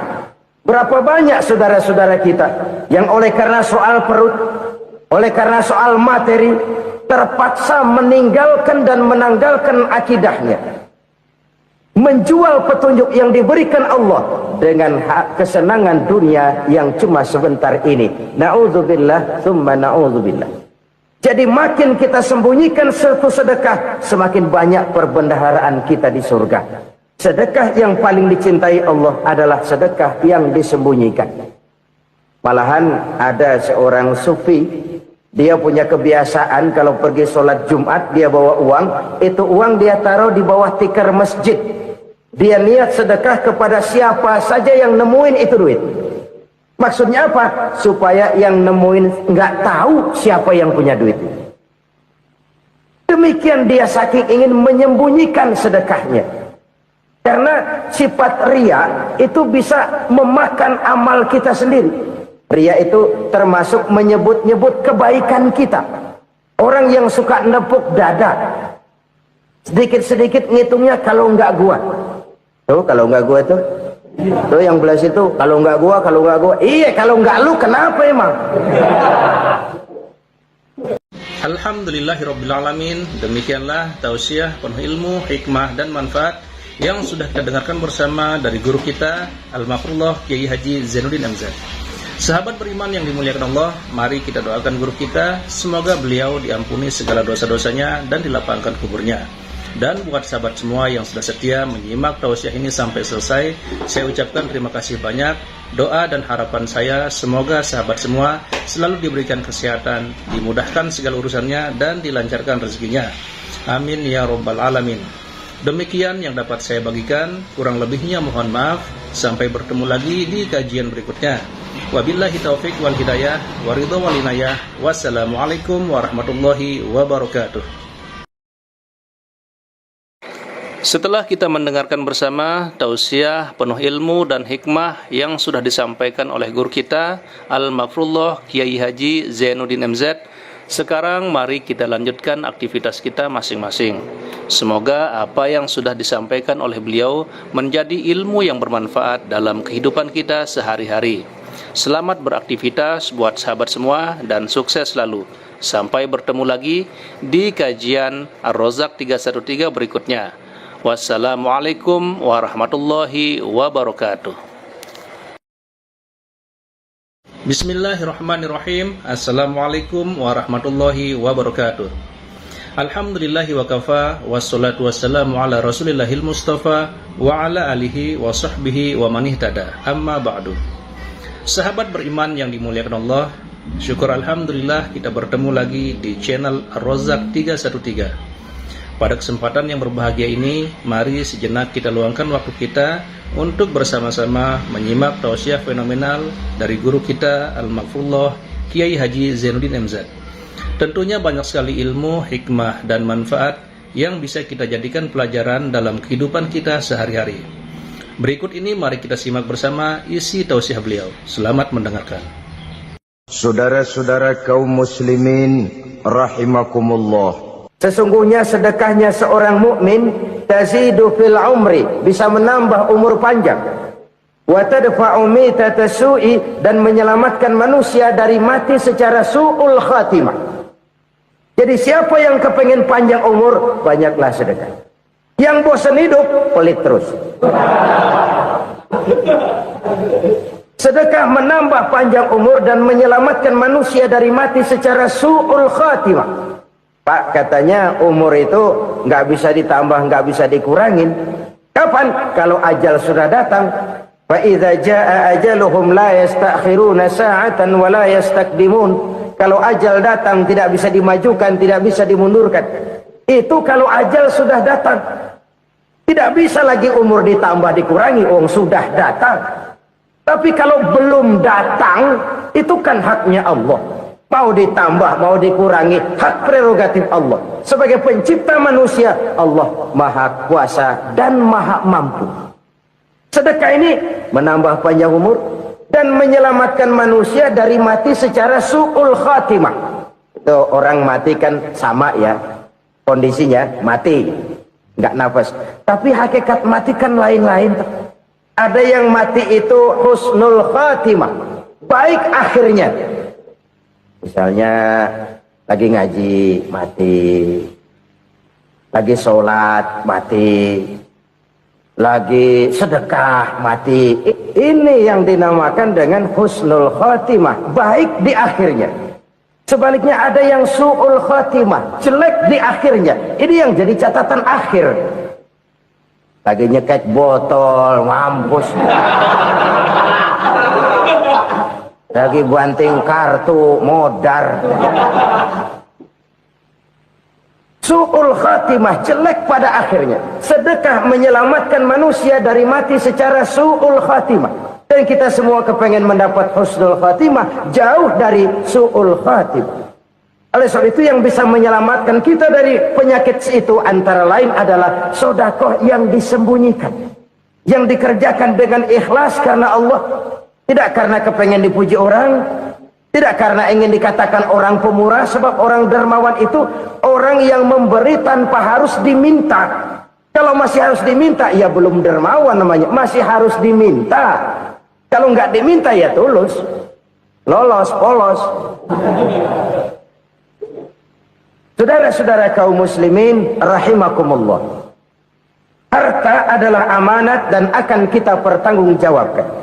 Allah melebihkan rizki sebagian kita dari yang lain agar kita saling tolong menolong, bantu membantu. Nabi janjikan siapa yang meringankan beban saudaranya muslim di dunia, Allah akan meringankan bebannya di akhirat nanti. Sebuah jaminan dari baginda Nabi. Si orang yang kita bantu barangkali tidak bisa membalas, Allah yang akan membalas lewat jalan lain yang tidak pernah kita sangka-sangka. Ada orang tanya, Pak, ini ada orang nyumbang masjid sambil marah-marah, bagaimana? Saya bilang sumbangannya aja ambil, marahnya jangan. Marahnya jangan diambil, itu urusan dia. Saudara-saudara kaum muslimin rahimakumullah. Umat Islam ini kan umat yang punya potensi besar.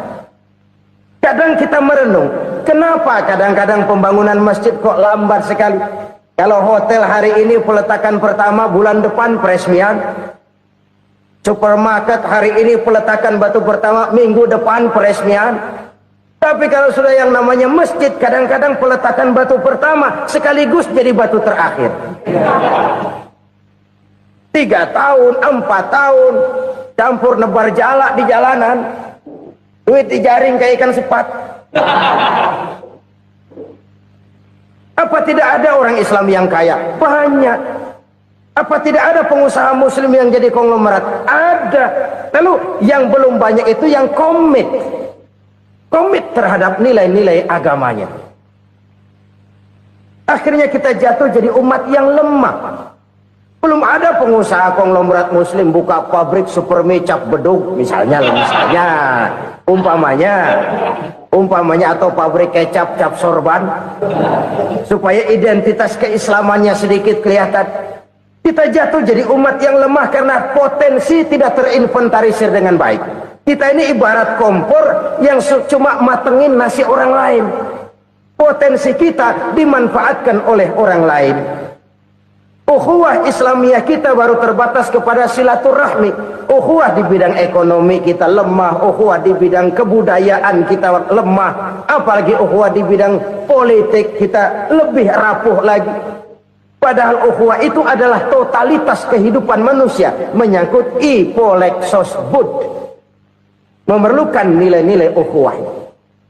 Jadi oleh karena itu mari kita menyadari di dalam harta kita, walaupun kita yang cari, pergi pagi, pulang sore, peras keringat, banting tulang, di sana ada harta anak yatim.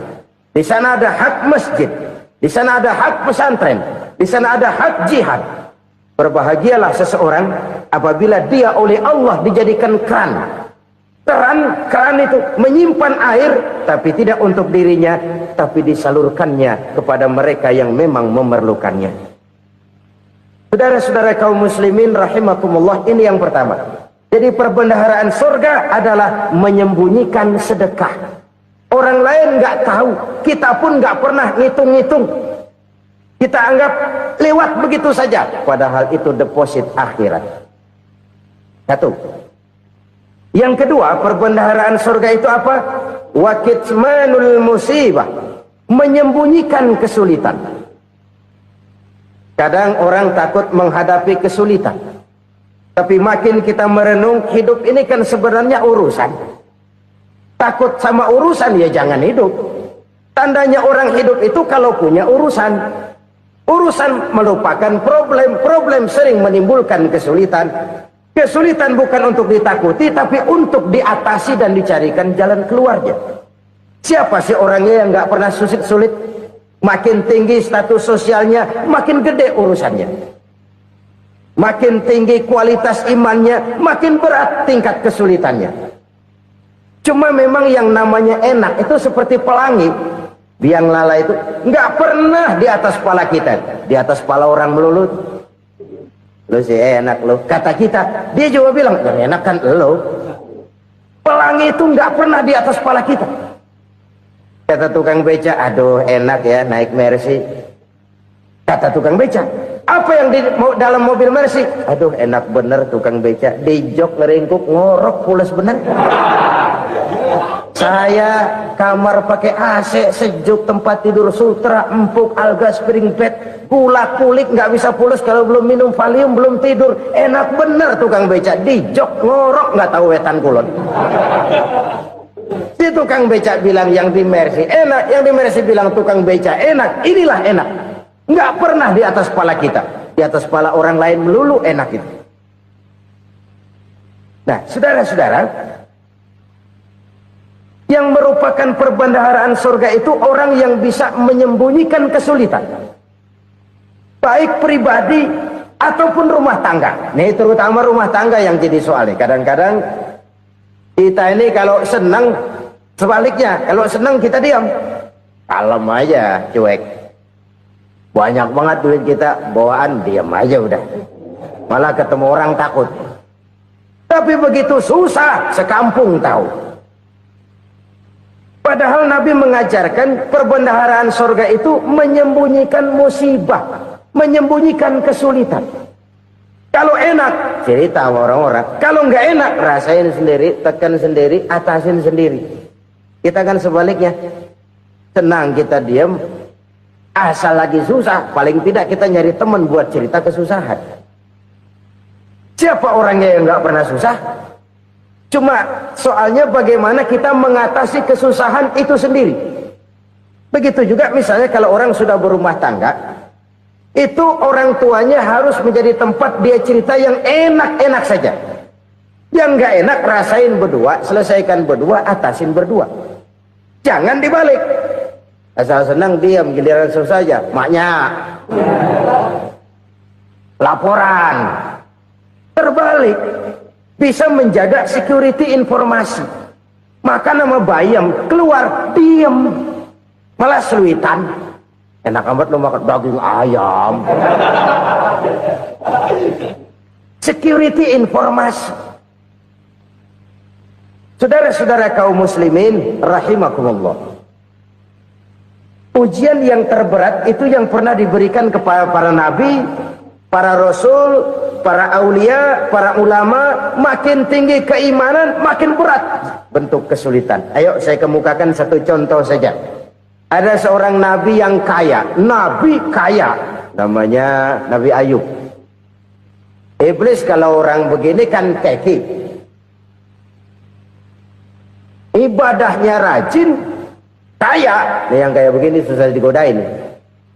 Kalau ibadahnya rajin, miskin, enggali bisa disogok. Sini imannya mantap, ibadahnya rajin, kaya, nabi lagi.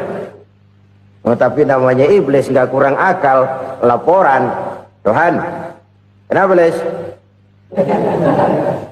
Ya ini bahasa saya, bahasa Qurannya sih nggak gitu. Itu hambamu yang namanya Ayub, dia rajin ibadah cuma karena dikasih kaya aja. Coba kasih miskin dia, berhenti dia sembahyang. Ah, kamu bisa aja. Saya tahu Ayub itu hambaku yang ikhlas. Saya buktiin Tuhan, silahkan.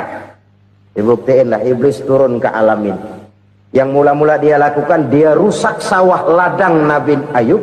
Dia binasakan binatang ternak Nabi Ayub. Sehingga dalam waktu singkat jatuhlah Nabi Ayub dari orang paling kaya jadi orang paling miskin. Beliau masih ibadah di mihrab dalam masjid. Datang iblis. Saudara Ayub, ya. Lagi ngapain? Ibadah. Nyembah Allah, nyembah Allah. Oh, percuma. Kenapa? Tuhan yang ente sembah nih, dia udah bikin miskin ente. Sawah ladang ente hancur lebur, binatang ternak binasa. Sekarang ente jadi orang paling miskin. Ngapain nyembah Tuhan kayak begitu? Tekor. Udah berhenti dah ibadah, berhenti ibadah. Ini iblis sama Tuhan laporannya lain, yang dikerjakan kepada Nabi Ayub juga lain.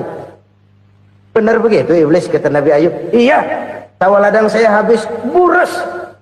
Binatang ternak saya binasa, binasa. Saya miskin, bangpak. Apa jawab Nabi Ayub? Bukan innalillahi, ini hebat. Alhamdulillahillazi a'tani wa akhadha minni. Segala puji bagi Allah yang telah memberikan harta kepada saya dan sekarang mengambilnya lagi. Alhamdulillah. Allah yang ngasih, Allah yang ambil. Itu mah urusan Allah. Iblis cuman ibadah jalan terus, sujud lagi Nabi Ayub. Iblis seleher gondok banget. Dasar Nabi nggak mempan dia apa-apain. Miskin malah alhamdulillah. Allah yang ngasih, Allah yang ambil. Jadi kalau kita tidak komit, kita tidak terikat kepada kaya, miskin, senang, susah, apa yang bisa bikin kita susah? Jadikan kekayaan, kemiskinan, jadikan senang, susah sebagai anak buah yang bisa kita atur. Jangan kekayaan ngatur kita, jangan kemiskinan ngatur kita. Kita yang harus mengatur mereka. Senang, susah, kaya, miskin, bahagia, sengsara, jadikan itu anak buah yang bisa kita atur. Kalau sekarang kita kaya, lain saat boleh jadi kita miskin, semiskin-miskinnya. Allah yang ngasih, Allah yang ngambil. Tenaga mana yang bisa menghalangi? Ibadah jalan terus. Iblis makin gondok. Dasar Nabi loh. Akhirnya apa? Nabi Ayub dikerjain, diberikan penyakit. Demikian fatal penyakitnya. Bayangin, udah miskin sakit. Masya Allah. Miskin sakit. Sakitnya nggak lama, kira-kira 16 tahun. Istrinya 3, 2 mental minta ceraiin. Ngerawatin laki bengek begini. Senang belum tentu, susah udah pasti nih. Cerai aja, cerai dah. Cerai. Tinggal satu Siti Rahmah yang setia menemani beliau. Sesetia-setianya hati perempuan. Satu saat Siti Rahmah bilang, "Bang, iya, abang kan Nabi, Bang. Lalu, namanya Nabi kan doanya jarang meleset, Bang. Maksud kamu minta kenapa sih sama Tuhan biar abang sembuh, baik dah, Bang?" Siti Rahmah, iya. Saya sakit berapa tahun sih dah? 16 tahun, Bang. Sebelum ini saya sehat berapa tahun? Ya kira-kira 60 tahun, Bang. Nah, coba ente banding-bandingin, Rahmah. Saya dikasih sehat 60 tahun, dikasih sakit 16 tahun. Sudah nggak sabar mau doa kepada Allah minta sembuh. Saya malu kepada Allah. Diuji dengan yang luar biasa seperti ini, tidak mengganggu stabilitas kehambaannya. Dia tetap menghamba kepada Allah Subhanahu wa ta'ala. Saudara-saudara kaum muslimin rahimakumullah. Kunci menghadapi kesulitan itu apa? Allah jelaskan dalam satu ayat, wa basyiris sabirin alladzina iza asabathum musibah qalu inna lillahi wa inna ilaihi raji'un. Gembirakan orang-orang yang sabar. Siapa mereka itu? Yang apabila mendapat musibah mereka kembali kepada keyakinan dasar. Segalanya dari Allah dan segalanya akan kembali kepada Allah. Ini konsepsi dasar dari sikap muslim dalam menghadapi berbagai kesulitan. Segalanya dari Allah, segalanya akan kembali kepada Allah. Kalau ini sudah kondisi dasarnya, maka kita akan lapang menghadapi kenyataan bagaimanapun pahitnya. Apakah itu namanya miskin, apakah itu namanya sakit, bahkan maut sekalipun. Maut sekalipun. Segalanya dari Allah, segalanya akan kembali kepada Allah. Ini sikap hidup, bukan sekedar ucapan. Kita kadang-kadang menjadikannya sebagai ucapan. Mulutnya sehingga berhenti, innalillahi wa inna ilaihi rajiun, tapi nangisnya terus gerung-gerungan. Bukan itu, ini kesadaran moral. Kalau segalanya dari Allah, segalanya kembali kepada Allah, kan sebenarnya cuma nunggu giliran. Hari ini saya nyembayangin dia, entah hari apa saya disembayangin orang. Hari ini saya antar dia ke kubur, entah hari apa orang nganterin saya ke kubur. Hari ini saya tahlilkan dia, entah nanti kapan orang tahlilkan saya. Segalanya dari Allah, segalanya akan kembali juga kepada Allah. Oleh sebab itu saudara-saudara, kesulitan bukan untuk ditakuti, kesulitan justru untuk diatasi, dicarikan jalan keluarnya. Dan tidak ada orang yang tidak pernah mendapat kesulitan, tidak ada. Semakin tinggi status sosial, semakin tinggi kualitas keimanan, semakin besar juga tingkat kesulitan. Hanya saja bagaimana cara kita mengatasinya. Dan Al-Quran menyatakan, inna ma'al usri yusra. Di balik kesulitan itu pasti ada kemudahan. Roda itu berputar. Karena itu Rasulullah sallallahu alaihi wasallam mengingatkan kepada kita, ta'arraf ilallahi fir raha ya'rifka fis syiddah. Ingatlah kepada Allah di waktu kamu senang, supaya Allah ingat kepada kamu di waktu kamu susah. Kalau waktu senang kita ingat kepada Allah, kita susah, Allah tidak akan meninggalkan kita. Tapi kalau waktu senang kita jauh dari Allah, sujud tidak sempat, dengan masjid jauh, ketika senang kita lupakan Allah, nanti begitu kita susah, Allah lupakan kita, dan itu menyakitkan. Oleh karena itu orang-orang tua kita dulu bilang, kalau lagi sehat ingat-ingat lu bakal sakit nanti. Kalau lagi kaya ingat-ingat satu saat kita bakal jatuh miskin. Bahkan kalau lagi muda ingat-ingat kita bakal tua. Dan yang terpenting, kalau lagi hidup ingat-ingat kita bakal mati. Saudara-saudara kaum muslimin rahimakumullah. Jadi yang kedua yang merupakan perbendaharaan surga, menyembunyikan musibah. Saudara-saudara kaum muslimin rahimakumullah. Hal ketiga yang merupakan perbendaharaan surga adalah wasilatur rahmi. Orang yang suka bersilaturahmi. Sebagaimana yang kita maklum bahwa manusia adalah makhluk yang disebut zon politika. Makhluk sosial yang tidak mungkin hidup sendiri-sendiri. Betapa dan siapapun kita memerlukan orang lain. Bodoh betul manusia kalau tinggal di tengah masyarakat tapi tidak mau bermasyarakat.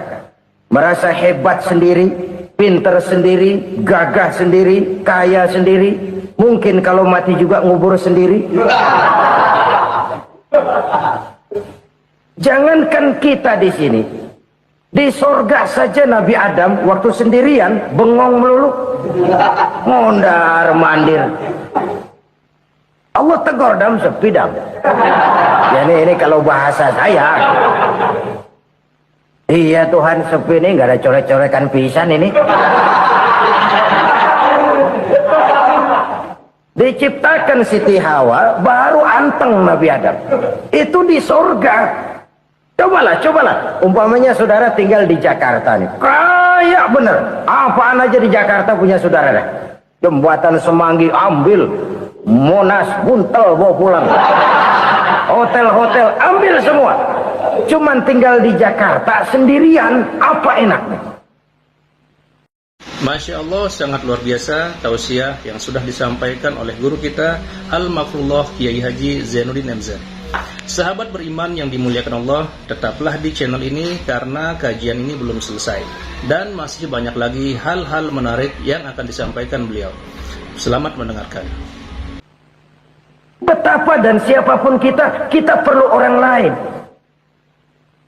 Tidak ada seorang pun yang bisa memenuhi kebutuhan hidupnya secara sendiri-sendiri. Nah, Islam telah menyelamatkan manusia dari ras diskriminasi, mengikat manusia dengan persaudaraan yang berlandaskan kepada akidah. Karena itu dianjurkan bersilaturahmi. Bahkan Nabi menyatakan, man arada ayyubsata lahu fi rizqihi wa yunsa'a fi atharihi falyasil rahimah. Siapa yang kepengen diluaskan rezekinya dan dipanjangkan usianya banyaklah ia bersilaturahmi. Siapa yang kepengen dimudahkan rezekinya, hendaknya ia banyak bersilaturahmi. Kalau banyak teman, kesulitan kan paling tidak ada tempat cerita. Udah susah, sendirian kita pikirin diri, nggak ada tempat tukar pikiran. Cepet banget sama bengek. Dilawan sendiri. Nah, secara makro kita bisa berkata, tidak mungkin ada kemenangan kalau tidak ada kekuatan. Tidak ada kekuatan kalau tidak ada kesatuan dan persatuan. Tidak mungkin ada kesatuan dan persatuan tanpa semangat silaturahmi. Kalau umat Islam mau menang, dia harus kuat. Kalau umat Islam mau kuat, dia harus bersatu. Kalau umat Islam mau bersatu, dia harus membudayakan silaturahmi ini. Bahkan sampai-sampai kata Nabi, kalau bisa cari nilai tambah. Apa? Silman qata'at.